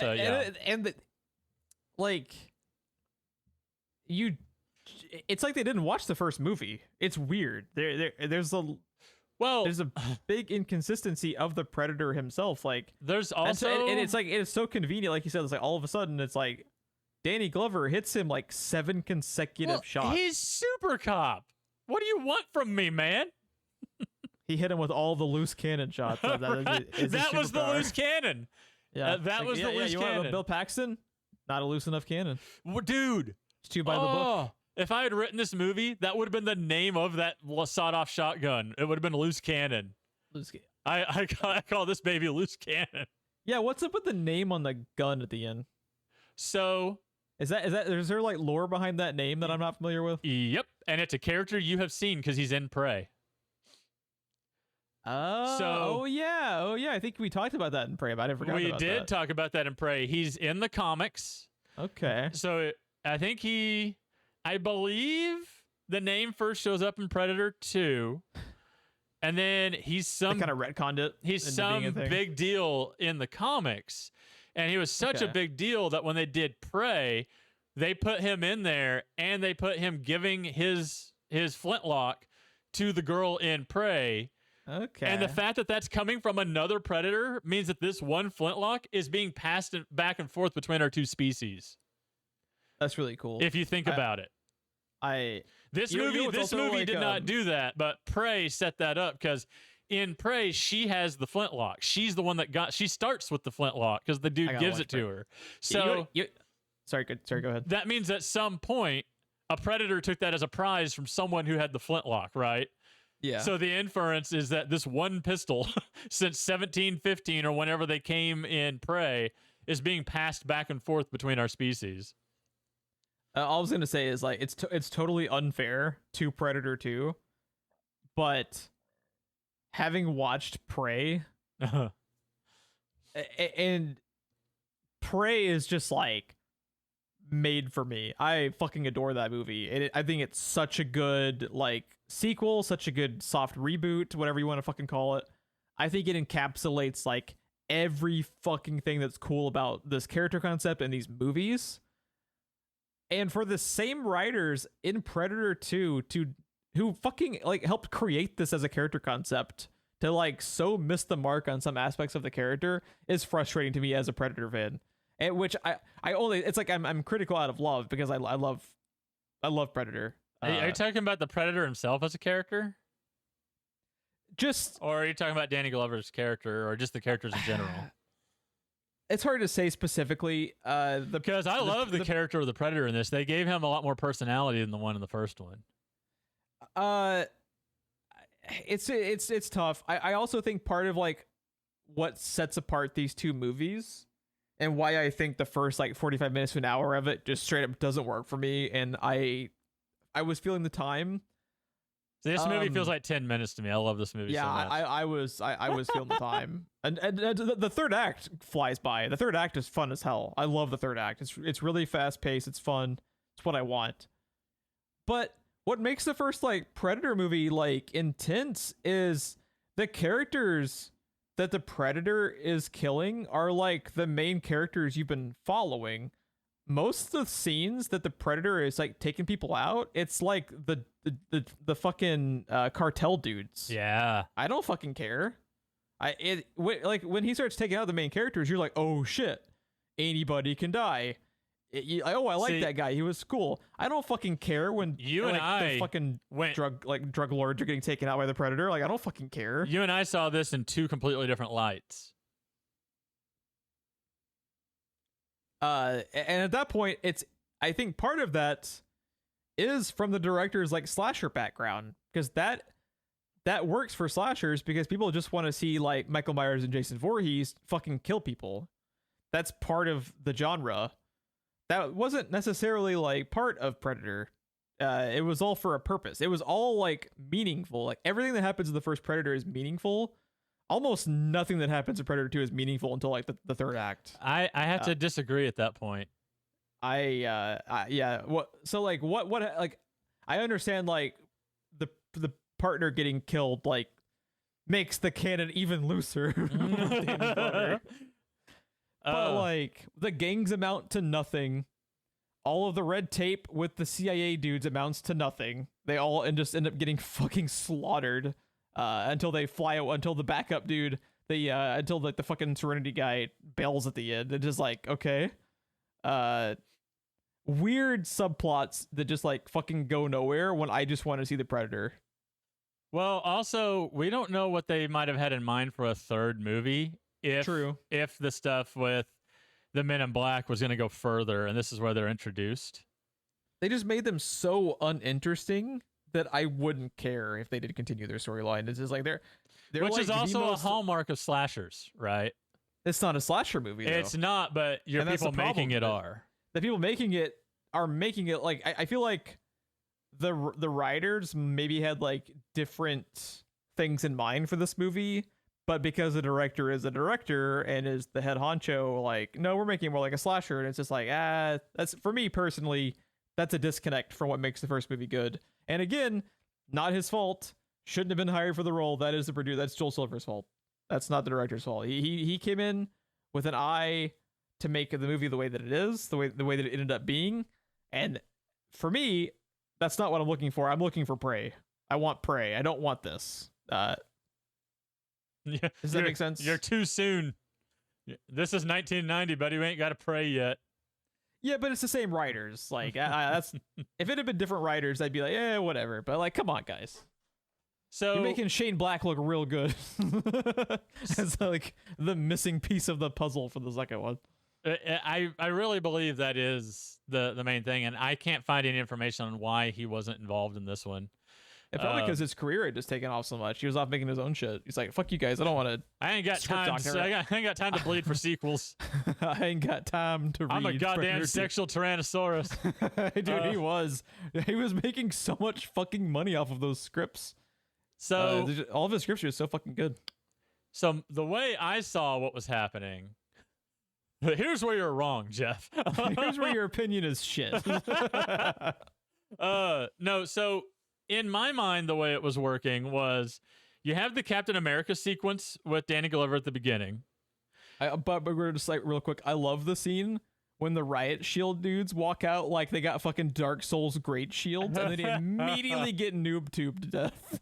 Fucking immediate. It's like that one drug dude back there. He's like, I can't wait to pull this shit out, man. Here's my chance. Those fucking drug guys are such a card. Like when they're all getting coked out of their mind. It's so funny. That was why I yelled "Witness me" earlier, because he literally just takes a fistful of coke and shoves it into his face. Dude, they totally do. They would fucking OD in like a nanosecond. It's so bad, but it's really funny. Scorpio is ready. I got you for 3 minutes until my fucking heart explodes. Okay, sorry, continue. So you start with the Captain America sequence. Predator is watching the whole thing from above, and that's where he set his sights on Danny Glover. And everything that happens through the entire movie is just him fucking with Danny Glover from front to back. So when they're yelling about whether they can or cannot go into the building, Predator jumps in and kills them before they even get upstairs, right? They find everyone dead. These people were just blowing them up 5 minutes ago. And something came in and didn't fire a shot and killed all of them. Then he picks up from talking to them about the Jamaicans. He's listening to them talk about the Jamaicans. And then it cuts to when the Jamaicans are attacking the Colombians and stringing the guy upside down or doing voodoo. Predator comes in and takes out the Jamaicans. And then that brings Danny Glover's characters to where the Jamaicans were killed, which leads to the same, from outside there, he hears Danny Glover and his partner talking about coming back at 1 a.m. His partner comes in by himself, and Predator kills his partner from that point. Then he knows who all of his partners are, right? So when they're on the train, he first goes for Bill Paxton, and then he goes to kill her, but he sees that she's pregnant, and she should know she's pregnant. She's pretty far along based on what I saw through Predator's eyes. But so he leaves her alone because the baby's unarmed, clearly. And then we go from there to, as that was starting to happen, he went to talk to King Willie, and he had just left. And Predator takes the dude's head, right? And then we go from there to the graveyard scene with the, you want a piece of candy as he's hanging the necklace in the tree. And then he finds the necklace in the tree. And then I think that's when we go to the train, right? So the shit on the train happens. And they can't find Bill Paxton's body. And he literally waits until Danny Glover turns the corner for him to rip the skull and spine out. And we know that he can take on one guy by himself, but instead of doing it, he runs and makes Danny Glover chase him through the city. And he's watching him chase him through the city when Gary Busey blindsides Danny Glover and stops the chase. So it's also just really funny how they make the Predator the most effective police officer in the entire state. Right, like the Predator. He's the Punisher. He's the the Predator is the fucking Punisher. He's the Predator. The partner comments on it. He's like, maybe we should fucking hire him. It's like, yeah, he should. Yeah, that's also one of the best lines in the movie because that's when they're pointing out, right, that he did this in like 5 minutes without firing a shot, and he even strung a guy like 40 feet up in the air, and he's like, maybe we should hire him. Yeah. And at that point, it's kind of like, it kind of is like a Punisher movie in those couple of scenes, by the way. Yeah. It is like... It is all serving a purpose as far as like you are right. It is connected. He literally sets his sights on Danny Glover, and everything he does for the whole movie just fucks with Danny Glover and twists the knife a little bit more each time. Like he's trying to get Danny Glover as angry as possible when they do battle together later. It's just so. It's like he wants Danny Glover to be at his absolute peak anger and at his best when he fights him. It's really convoluted in comparison to the first one. It is. Where I like and it also, like, yes, it all is happening for a reason, but it totally loses like all of the intensity of the first one because you don't fucking care about almost anyone getting killed. Even his partner, I don't fucking care that his partner got killed. He was in the movie for 5 minutes and he did nothing to establish like why. Like they had one scene where like he was giggling with Danny Glover about fucking Paxton walking in and trying to like hit on what's-her-fuck. And it's just like these characters are such a cliche. And she has a testicular standoff with him. Yeah, they totally. Well, it's not a standoff. There's a clear winner in that one. I do love later though when she's like, "How's your balls?" He's like, "Fine. How are yours?" Yeah, that's pretty good. Yeah. That's good. It has good lines and it has good moments. It's just like it has some Shane Black-esque lines in it. That is total. The "Fine, how are yours?" is totally something Shane Black would write. The problem is the first movie, because the first movie is a fucking masterpiece and is like one of the most like leanly written and leanly edited movies like ever. There isn't a fucking piece of fat on the bone of that first movie. Everything is really intense. Everything is very specifically handcrafted. And the second movie is just like a hodgepodge of shit, and that is frustrating. It's a mess, but yeah, it is a mess. And the problem is the issues, like all the issues I've been talking about, are like all in the first half of the movie. So I think the reason why this movie is so hated is because all of these like critics and people who dislike it mentally checked the fuck out before like the Predator movie happened, which I can't exactly fault them for, because like I kind of did, because I found the first like 45 minutes of this like really boring. I don't care about the cop stuff. I found it incredibly silly to the extent to which they're the worst fucking cops of all time. And let's talk about where like the ending of it though. I really like once it turned like those scenes you're talking about, like where it's Danny Glover v the Predator. Like, let's talk more about the stuff that I do like. Can we talk about the fucking power move of just tackling Predator off of the building? Yeah, that's pretty dope. It's so good. Also, as I do with the Fear of Heights, that takes a lot. He's just like at his most loose cannonus to just fucking yeet himself off the the building with a predator. Yeah. Oh my god. So. Oh god, what was it called? I think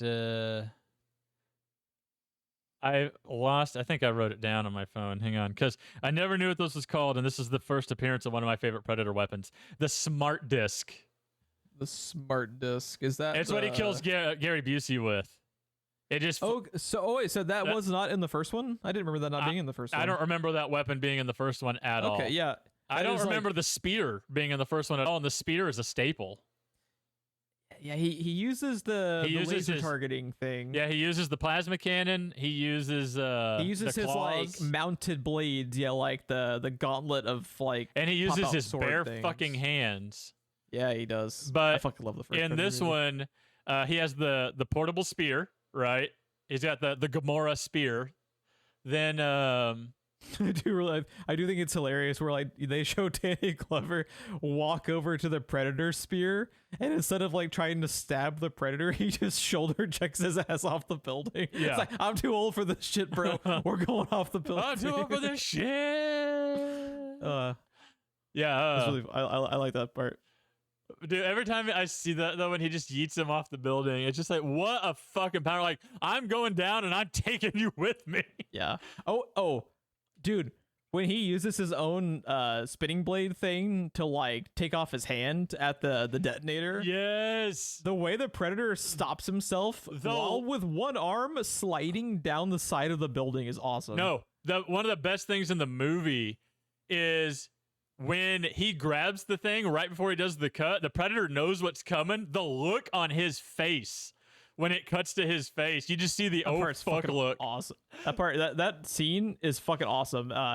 That to me is some of like the best editing in the movie. Like when they're cutting back to his timer on his gauntlet, with the self-destruct thing. That cutting back is the most tense part of the movie. Yeah, because they've already told you. So in the first movie, you just see a big ass explosion. This one, they told you it was enough power to wipe out 300 city blocks, and this is Los Angeles. Yeah. So if that bomb goes off, goodbye Los Angeles. Dude, so many fucking voodoo magicians and drug dealers are gonna die. It's gonna be catastrophic. Yeah. Oh my god. Yeah. Apparently, this is taking place in Gotham City. Yeah.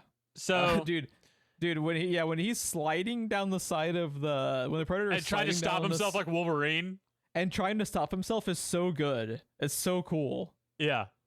I love that bit. And then he ends up like crashing through the window of some like fucking condo on the opposite side, this little apartment. and what's the lore behind his like magical blue like icy hot stuff? Alien technology that we don't understand. Alien tech, because like he's like, I wonder if it's like a better cauterization, because he makes like a fire, and I thought he was just gonna like standard like that, burn it. That goo hardened into a shell around the place where his arm was cut off. Okay, so it's like a super cauterization where it's like he took sheetrock and pieces of tile and pieces of mortar and crushed it up. Okay. So he basically like casted it essentially, gotcha. It was hot enough to cauterize the wound, and it like fused itself to his skin when he did it. Yeah, that's pretty badass. I like that. I like the part with that. Yeah, it's like the whole third act, like when it's just them fucking duking it out.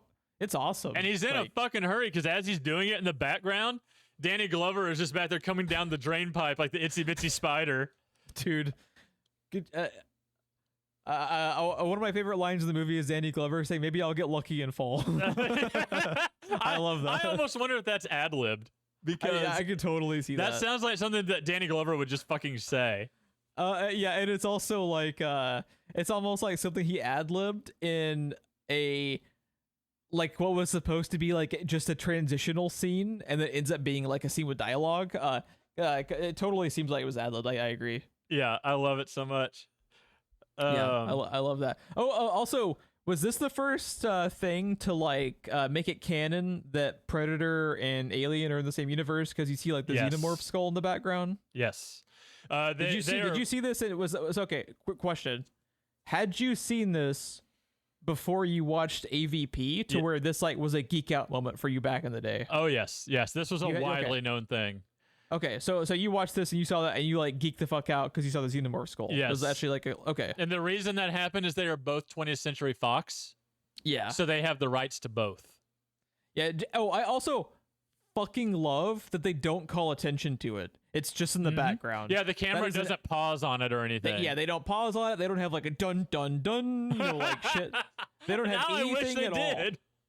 They didn't have fucking anything at all drawing attention to it. It's just there, and that is so fucking cool. Yeah. Holy shit, that's so cool. That's just perfect. It's such a I almost wonder who the other human is, because there's another human in that case also, not just the one that we see him put in. They could end up. It's probably going to tie back into the next Prey sequel because they seem very intent, like with the gun and stuff. Of like all these like little bitty details, making them more concrete in like sequels and stuff. Oh, so it could play in on another. Man, we need the actors strike and the writers strike to finally like just give them their fucking money. I know. I want the next goddamn Prey, dude. Whatever it is. People, man. Whatever it is, give me the next fucking Prey movie because that's gonna be like one of my most anticipated movies once it gets off the ground fully. Like I want it. Yeah, I think this is also the first time we see the net, and when we see it tighten down so tight it's cutting through the guy at the beginning of the movie, dude. And then we see it hit Danny Glover, and it's like, yeah, and he gets out because he just happened to be holding the spinning disc thing. Yeah, that's really good. The smart disc, dude. Getting sliced by that thing as it like because they have like. It's like a mechanism, right? Doesn't it like pin them to the wall? You then, hear a whirring once it pins in. Yeah, because it's constricting. Yeah. That's fucking crazy. Like that's brutal, man. I would rather get taken out any other way than the fucking. You want to go out like Billy or the net? I don't want the net of 1,000 cuts, dude. That's just awful. Oh my god. Yeah. So he cuts himself out of that, and then I just love that. He kind of outlasts Predator because the point of this is Danny Glover is supposed to be the everyman. He's not supposed to be Commando. He's not supposed to be Arnold Schwarzenegger. So, whereas Arnold Schwarzenegger was going toe to toe with Predator, Danny Glover, he doesn't really get his ass kicked, but he's only human, man. He's one man. He's been running all night after this thing, and he's too old for this shit. And he kind of gets his guts sliced, and then he gets smacked down, and the Predator has such a big chip on his shoulder he forgets he's holding the goddamn smart disc. Like the Predator's like own like the way his own pride gets in the way because he's been toying with this guy all night, pushing him to the edge. He can kill him as easy as he wants, but he has to walk right up to him. And then he just gets gutted by his own smart disc. Mm-hmm. It's fucking amazing. And then, like, all right, who's next? Like, yeah. Fuck yes, dude. One thing I wanted to call out that we didn't mention earlier, I was trying to keep a mental note of this. Good. Kevin Peter Hall is the Predator. Kevin Peter Hall is also the one that gives him the musket. That's cool. So he's played 3 Predators, technically. Fuck yeah. But yeah, he... So I wanted to read this quote. This is from the production section on Wikipedia. Uh-huh. I forget who says this. I didn't copy that part. This made me laugh out loud when I read it as the credits were rolling earlier. A goal of the sequel was to expand on the Predator's origins and motives, showing that the creature has been visiting the planet for centuries, is not psychopathic, but just interested in hunting and exploring its spacecraft's interior. And that makes it sound like the Predator has never seen the interior of his own spacecraft. I think they mean the audience exploring the interior of the spacecraft. But when I read is not psychopathic, just interested in hunting, what? You're hunting sentient beings that have art and philosophy and a civilization, living, thinking beings, but that's not psychopathic. Oh man, I love it. I laughed so hard. But yeah, this movie is basically what is the thing that sets up what you know about the Predator, right? Because the first movie, we don't know any motivations. And this movie took the time to make clear what exactly is happening. So they did a good job of like further like elaborating on like the mythos. Kinda, like, yeah, the mythos and the lore behind him and the tech, because like he said, like it is important that like a lot of the stuff that becomes like associated with the Predator as far as his weapons and stuff is first presented here. A net is a hunter's weapon. A spear is one of the oldest hunter's weapons. He's got a gun. He's got a knife. And the closest thing I could think of when I was thinking about it earlier with the smart disc is I've never understood how this works, but somehow Australians used the boomerang to hunt at one point. Interesting. That's supposed to be like what its original purpose was. I don't know, but I guess you could fucking bonk somebody pretty good with a.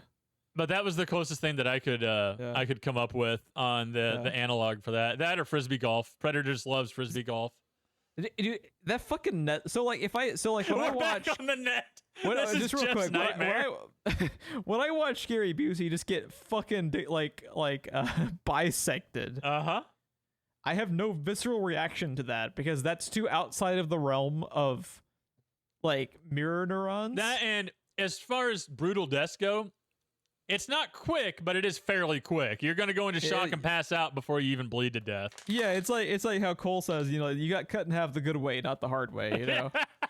But what the fucking dude, the net, there's something so visceral and so like fucking down to earth about that fucking net, dude. It's like it like I feel. Especially when they zoom in and you just see them turning into like a fucking jigsaw puzzle. It's just like, oh my god. Fuck that, dude. And here, you know it's not going to go all the way through. They have to collect their trophy. So you're just going to sit there with that cutting through your flesh to the bone, and it's just going to hold you that way. Fuck that. But yeah, continue, sorry. I had to touch on the murder net again. We're running up on time, so I wanted to talk about some casting real quick. Yeah, I was about to ask, like, I know next to nothing about the background of this, so yeah, I'm curious to hear this. Hopkins originally wanted Patrick Swayze for Danny Glover's role. Interesting. Now I'm just imagining Patrick Swayze just like ripping the fucking throat out of the Predator like Roadhouse style. Gary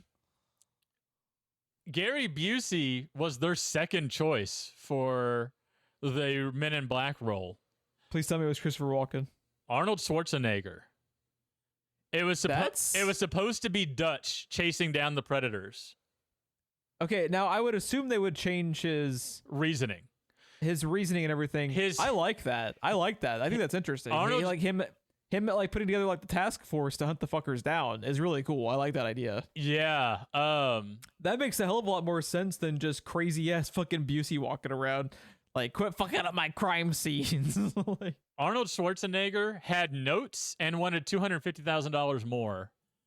And they were just like, okay, hey, Gary Busey, how do you feel about the role? Just $250K. That was they're like, no, we're not going to do that for fucking Arnold. Like, you know how much more money this movie would have made if it had Arnold in it? He rewrote the movie. He set it back in a jungle. He put himself as the main star. He did. Oh, so he was going to revamp it. He wasn't going to be that character anymore. Yeah, his notes were, I'm Dutch. I'm the main star. We're going back to the jungle. And it was the first movie again. That sucks, because if he'd just been willing to do that role, I think that makes a lot of sense. Yeah. It makes that would the have been movie so more cool. That'd have been really cool, especially if you didn't like. Okay, obviously they would. Okay. Alternate reality in which they totally wouldn't have Schwarzenegger like plastered all over the trailers and posters and stuff if you didn't know he was back in it. How fucking cool would it be if he rolled up with his task force and you didn't know he was in the movie? That'd been amazing. Yeah. That would have been an incredible entrance, right? The only other thing, the only other acting choice that would have been great was I want to see Christopher Walken fight a Predator. It's kind of interesting to me. They wanted Patrick Swayze originally, and nothing says why he didn't do it, but why they didn't default him to Gary Busey's role instead if he wasn't going to be the main guy. That would have been cool. Yeah, sure. He could have roadhoused a Predator, man. I'm sure. Yeah, I mentioned that earlier. I just imagine him like fucking eating the throat of the Predator. I'm glad it went to Danny Glover though. I don't think this movie works without him. Dude, that was his their character, main. That was their main hang up. Arnold Schwarzenegger wanted to be the star, but they specifically say that Hopkins wanted an everyman. He wanted the average Joe to be the main character because we've already seen Commando. And yeah, they wanted to John McClane it. Yeah, specifically. exactly. Yeah. And Arnold was having none of that. It's so funny too that like McTiernan was the director of the first movie, taking like the opposite approach to what they wanted to do with like the McClane style character in the sequel that McTiernan was no longer associated with. It's kind of funny how that worked out. Yeah. But yeah, I don't. Danny Glover's character is not a good character. It is a cliche. Danny Glover makes the entire movie as far as his character. Absolutely. His character does not fucking work without his inherent like charisma and ability to elevate scenes, because like the movie just falls apart without him to me. That's the other thing I was going to say earlier, and then we got off topic and I forgot. The reason why I'm not invested in all the people that get killed in this movie, but I am invested in the fact that they did, is because I am invested in Danny Glover, and everything this Predator does is to needle Danny Glover. He's fucking with Danny Glover the whole time. So I am tangentially interested in those deaths. They're not completely meaningless to me. They don't have the impact they should have.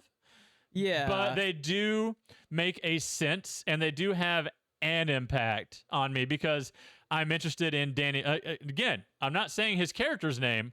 I'm specifically saying I'm interested in Danny Glover. Yeah. You know? Yeah, same. Also, part of the problem, this movie just has, excuse me, this movie just has some of like the weirdest cutaways. Yeah. It's like back to basics shit. You know, it's like the basic blocking of when Danny Glover is about to not be on screen for 5 minutes, and you just like totally like lose track of the movie. It's like it pivots to following this guy. Back to Danny Glover. Danny Glover's like, "Hey, I'm gonna call you. Go to here. I'm gonna, like, don't worry about it. I'll go. I'll meet you here." And it just cuts away. You're just like, "Why is Danny Glover no longer in the movie?" Oh, it's because the Predator's about to kill somebody. Yeah, and it's a character I don't care about. You know, it's like, you know what the problem is? It's too fucking formulaic.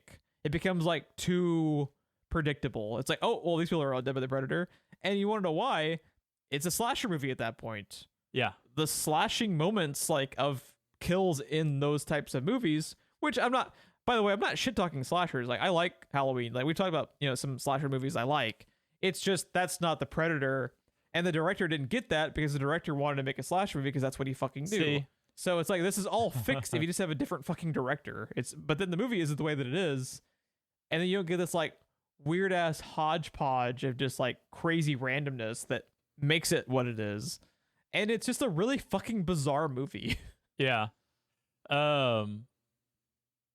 So another casting choice. Apparently, Stephen Hopkins met with Steven Seagal also. Oh man, I just imagine him snapping the neck of the Predator. Steven Seagal wanted to be a CIA psychiatrist and martial arts expert. And of course he did. And Steve Hopkins was like, I'm good, thanks. Because I gotta be a badass, but I also gotta be smart, man. I mean, and the ponytail is contractual. I'm a fucking head shrink and I'm a neck snapper, bro. That's what I do. I'm gonna shrink your head just before I snap your neck. Oh god. But I don't need to because I'm so fucking strong. I'll snap that fucking Predator's neck so fast, man. Steven Seagal was like the first meme. He was a meme really before memes existed. And I still just think of Joe. Bring it on. Bring it on. It's like, get some. I wear my headphones at night when I watch my Steven Seagal movies so I don't disturb Betty. Get some! She just falls out of the bed. It's so good. And it's also he's like snapping the necks of like penguins or something in a cartoon. Reason. It's so random. Oh, it's so good. Just real quick before I forget, you had mentioned this being like a redemption. This is like a half redemption because I really like the second half of the movie, it totally fucking saves the movie for me because I do not like the first half. This movie is not terrible, but I also can't blame people for disliking it because this movie does not fucking come out on the right foot. But at all. Is it the worst fucking movie ever made of all time? No, exactly. Or can you have fun with it? It's not terrible. It just has the problem of following up a classic. And also, what the fuck are these cops doing at the beginning of this movie? It's fucking dumb. I gotta get more propaganda movies on this show. I mean, I love it. I love it. I can get down with the meme if it's not dicking with like one of my favorite franchises, you know. Well, it didn't. They were separate movies. They were just rolled into one. Right. It strikes a nerve because, like I've said, as we talked about in the coverage of the first Predator movie, I think that movie's fucking perfect, and it's incredibly tough to follow up a perfect movie. Well, so here's another thing too. I don't know about you, and I don't want to speak for you, but when I watch a sequel to a movie, the question that I ask as I'm watching it, or maybe after I've watched it, is it trying to continue the first movie, or is it another entry? So to me, Predator 2 is almost separate from the first one. Yeah. It's not Fellowship and Two Towers. You know, right, it's two separate entries in the same universe, and that helps it for me. Also, that's one reason why the first movie is one of the greatest movies ever made. And for me, the first half of this movie is Police Academy, and the second half is a really good Predator short that I really love. You know what's interesting? Just real quick, like on your point, I find interesting how Aliens to Alien does both of those things. It's like a continuation and totally reinvents itself. It's because it's a better movie. And Terminator 2 almost as like Cameron, as much as we meme about him James and talk shit about, as much as we talk shit about him now, the man was a genius at reinventing those franchises back then. Like, I think he probably still is a genius. He's just fucking lazy. Yeah. He already has all the money. He has nothing to push him anymore. I mean, he's got all the money, all the glory. You got all the money. All he didn't have was the unobtainium, dude. That's all he was missing. Oh God. Yeah, I've pretty much like said my piece. I like the second half of this movie. I think the first half is a fucking mess. My thing is, when I wanted to get this on here as a redemption thing, is if it's not your thing, if you're not into it, then it's not your thing, or you're not into it, or both, right? But if you watch this movie and go, oh, this movie is complete horseshit and it offends all of my sensibilities and it fucked my mother last night, like that, I don't get it. I don't get how this is the worst movie ever made. I have seen far worse movies. You've seen Cobra. I like Cobra for all the wrong reasons. It's just interesting, you know, because if this movie just existed in like a vacuum without it being a Predator movie, nobody would care. I'm sorry. All I hear in my head now is just as Predator's going around being the Punisher in the first half of the movie, he's going, I am the law. But for some reason, he sounds exactly like Sylvester Stallone. he's got a voice. He's like Bumblebee. He's got voice clips of other movies and He does, though. That's how the Predator operates. Holy shit. Yeah. They're not playing it up enough, Geoff. They're not playing up the audio enough. He should be fucking using pop culture, too. Yeah. Oh, you just blew my mind. They could do some really dumb, amazing shit with that character quirk. It's also inferred that they've been coming here long enough. They've acquired an encyclopedia of our language. I don't think they necessarily understand it, but he was listening to what Danny Glover and his partners were talking about and acting on that information like he understood it perfectly. Yeah, there's some weird gray area behind exactly how like omniscient the fucking Predators are, because like he goes through like a lot of hoops to fuck with Danny Glover, and it's like, do you understand what he's saying? Not psychopathic though. You they're trying to say telepathic. I don't fucking know. Also, we didn't call it out, but One thing I had in my notes, no, you know what? I am calling it out. Hang on, let me pull my notes back up because no, this disturbs me the way this is said. I don't like the verbiage. So I think it disturbs you like me with the fucking murder net. You get the mirror neurons.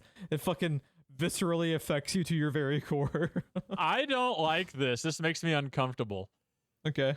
The main predator was designed to look more urban and hip than its predecessor. Oh my god.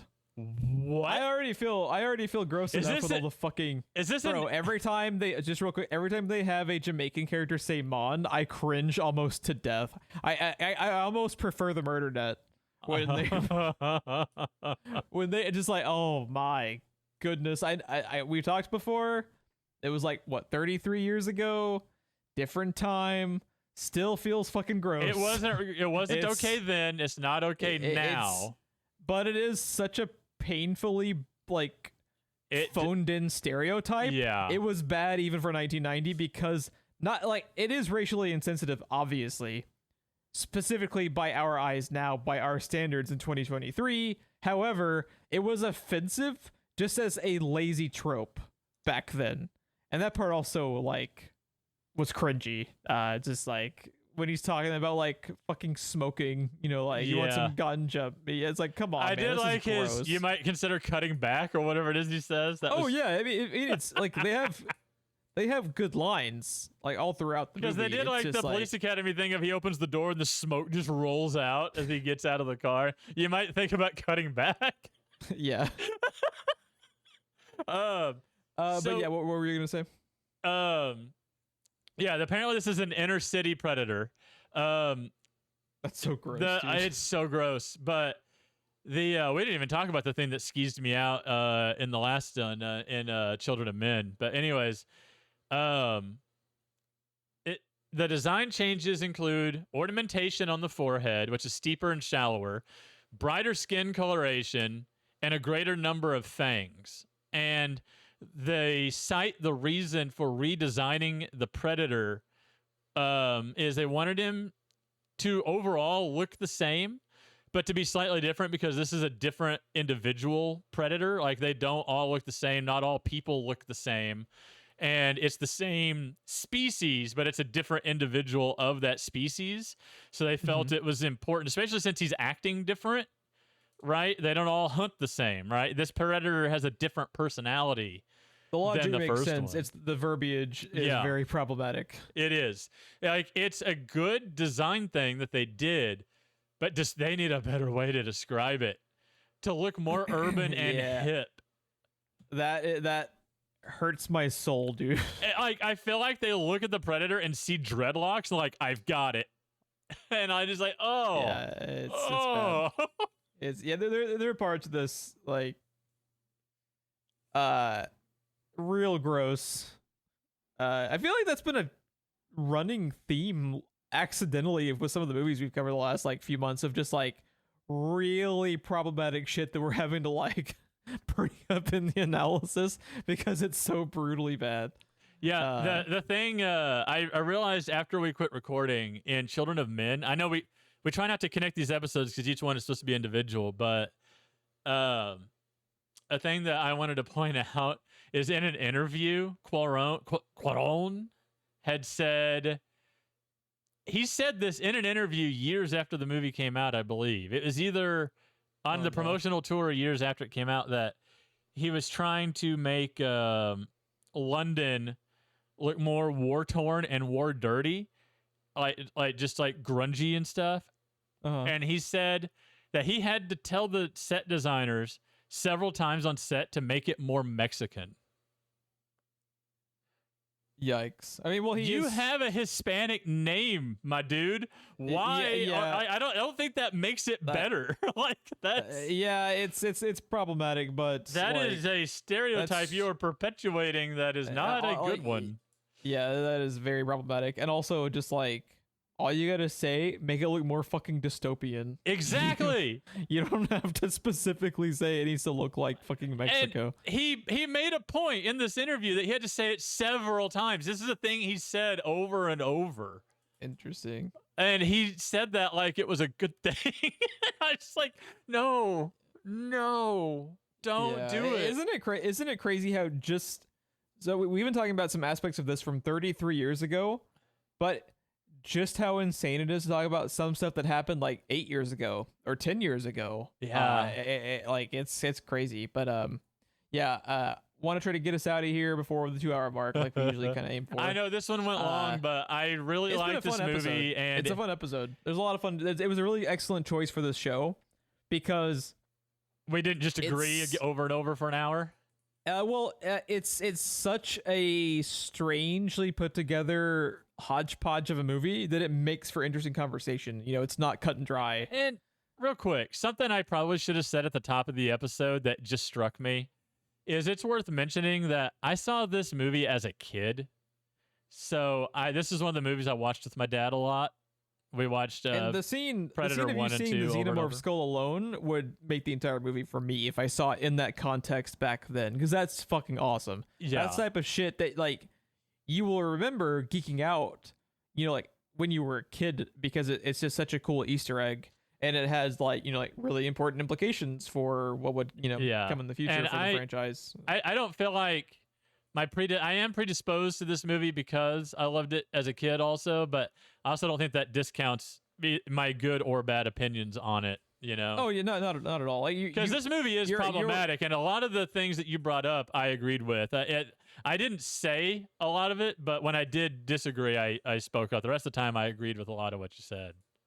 Yeah, and you are a human being. You are perfectly allowed to have nostalgia. That is okay. Like part of like your love for we're also just coming at it from completely different spectrums, because like I'm looking at it specifically critiquing it for podcasts. You know, right. I just like I'm critiquing it. We're both a little bit harsher than we would be just sitting back with a beer and watching, probably. Exactly.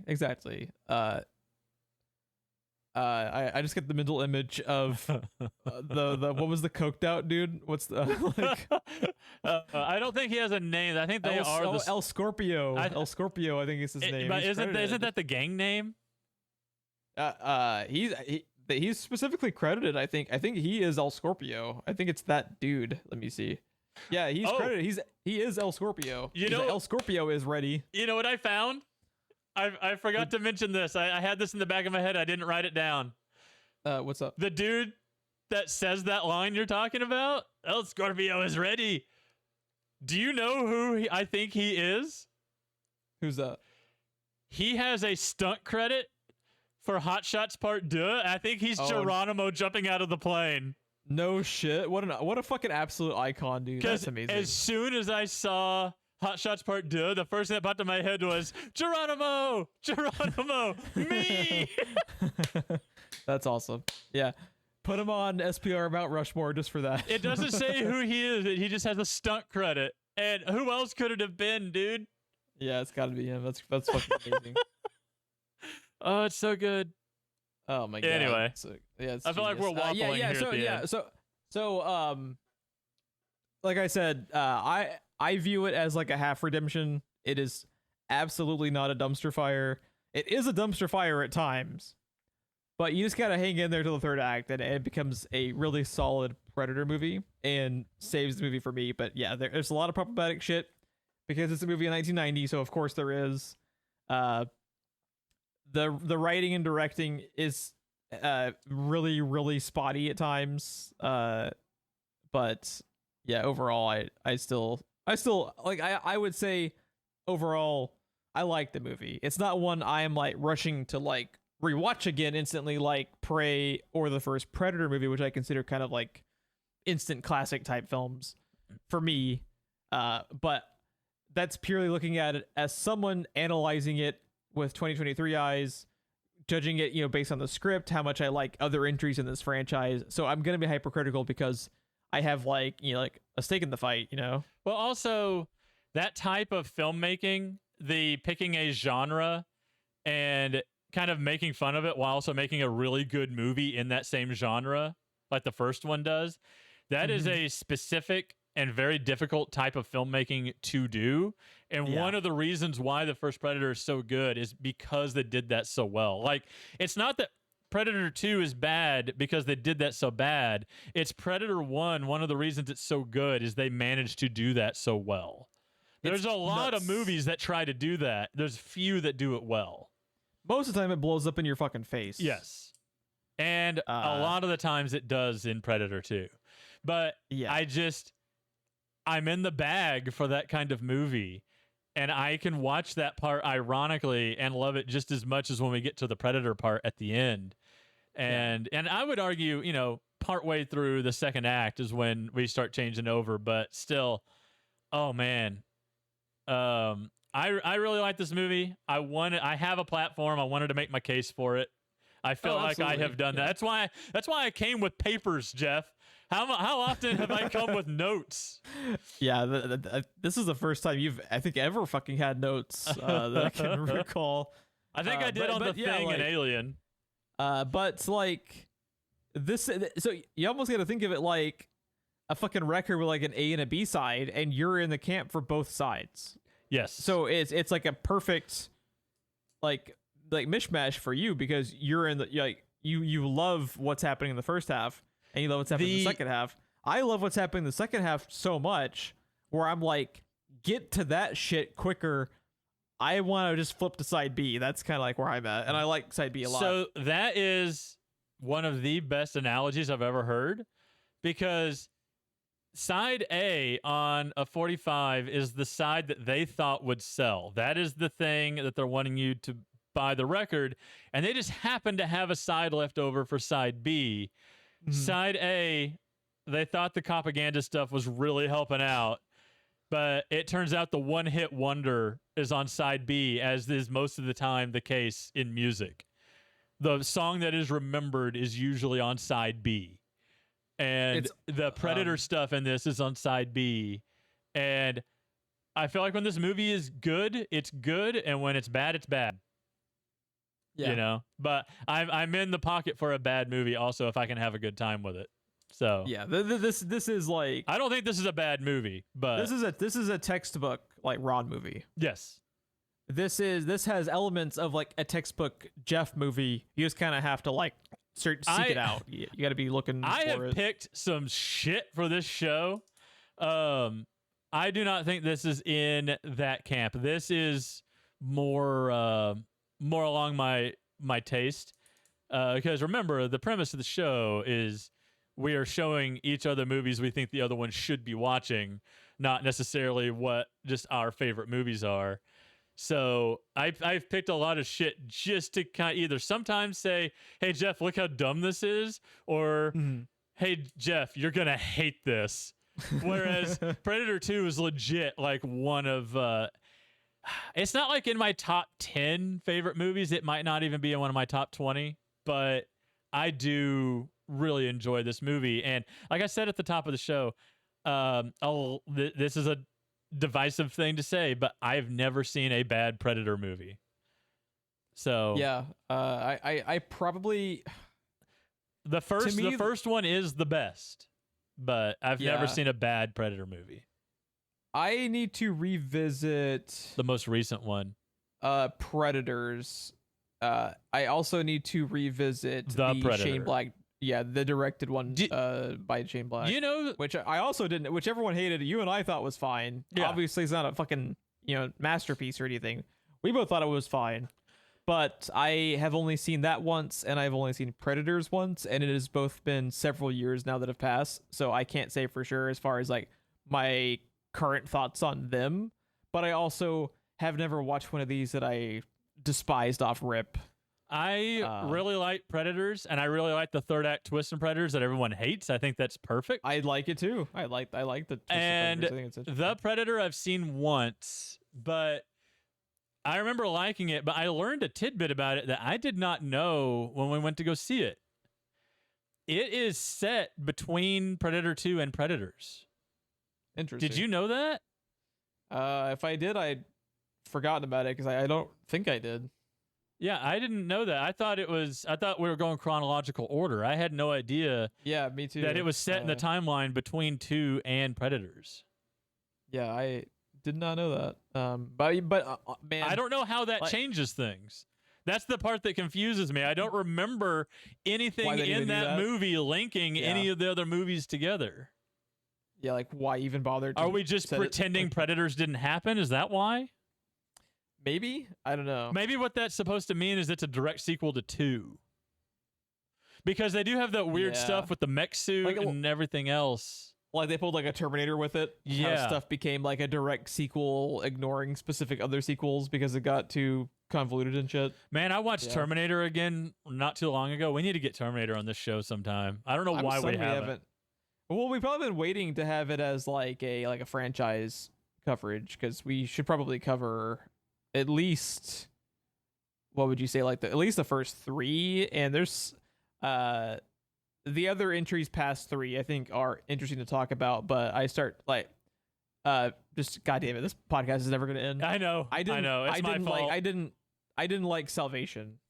I was not a fan of Salvation. I actively thought Salvation was like one of the biggest like missed opportunities of a film like of all time. Absolutely. And it really bummed me out. It also had one of the coolest fucking trailers ever. Yes. The trailer was fucking amazing and I was so hyped, and the movie just doesn't capitalize on like it's like the ultimate fucking missed opportunity, and it made me really sad. But yeah, I'm not as down on Genesis as most people are. It's not. I like Genesis. I thought Genesis was fun. I liked it. Yeah, I thought it was. That's the thing. When I think Terminator, I think like 1 and 2 are great. I think most of the time they're like action packed or thrilling.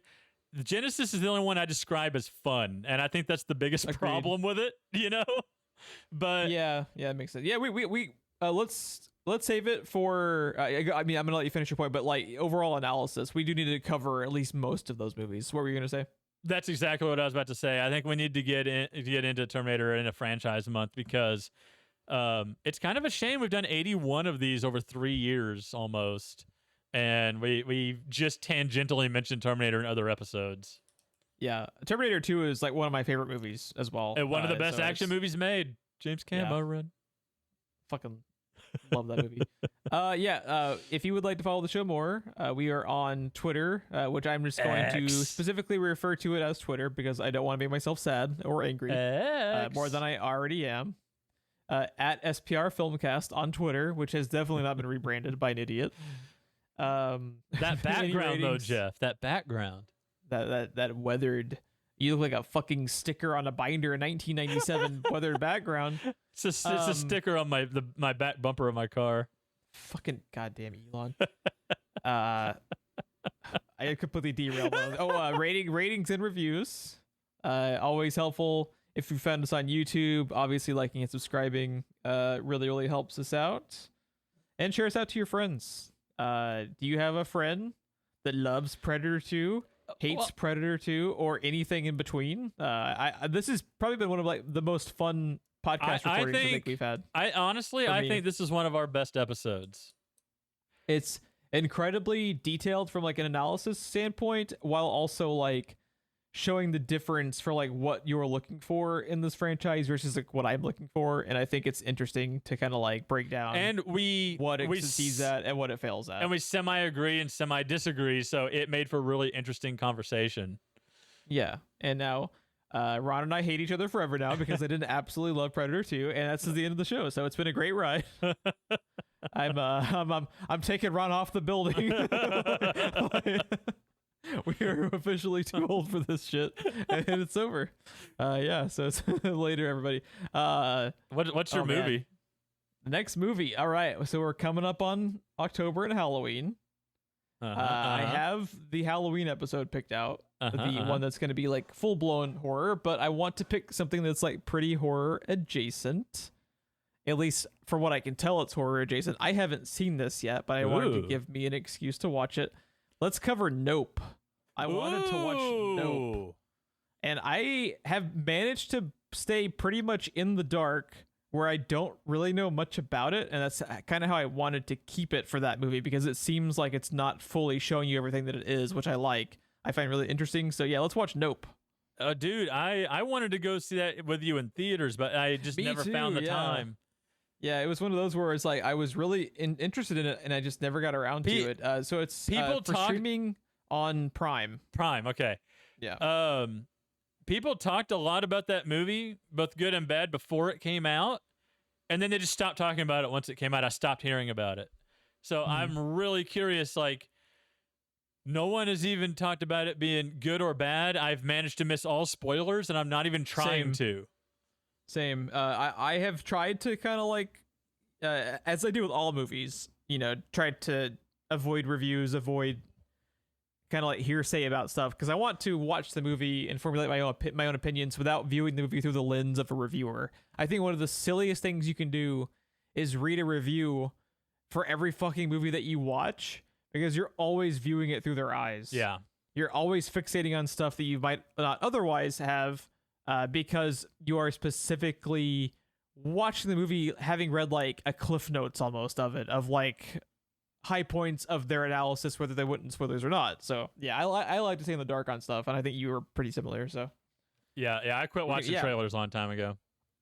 Yeah, I watch them begrudgingly in front of movies I'm seeing typically. That's kind of my exposure to them. But yeah, we're gonna watch Nope, and I think after that, for October, I think you said you were ramping up some horror related stuff, obviously for October too. I'll have the Halloween centric ones. Yeah, it'd be a great time for the show. All right, I'm looking forward to Halloween this year, man. We got some good movies in the pipeline, I feel. Yeah, for sure. Thanks for listening, everybody, and have a good night.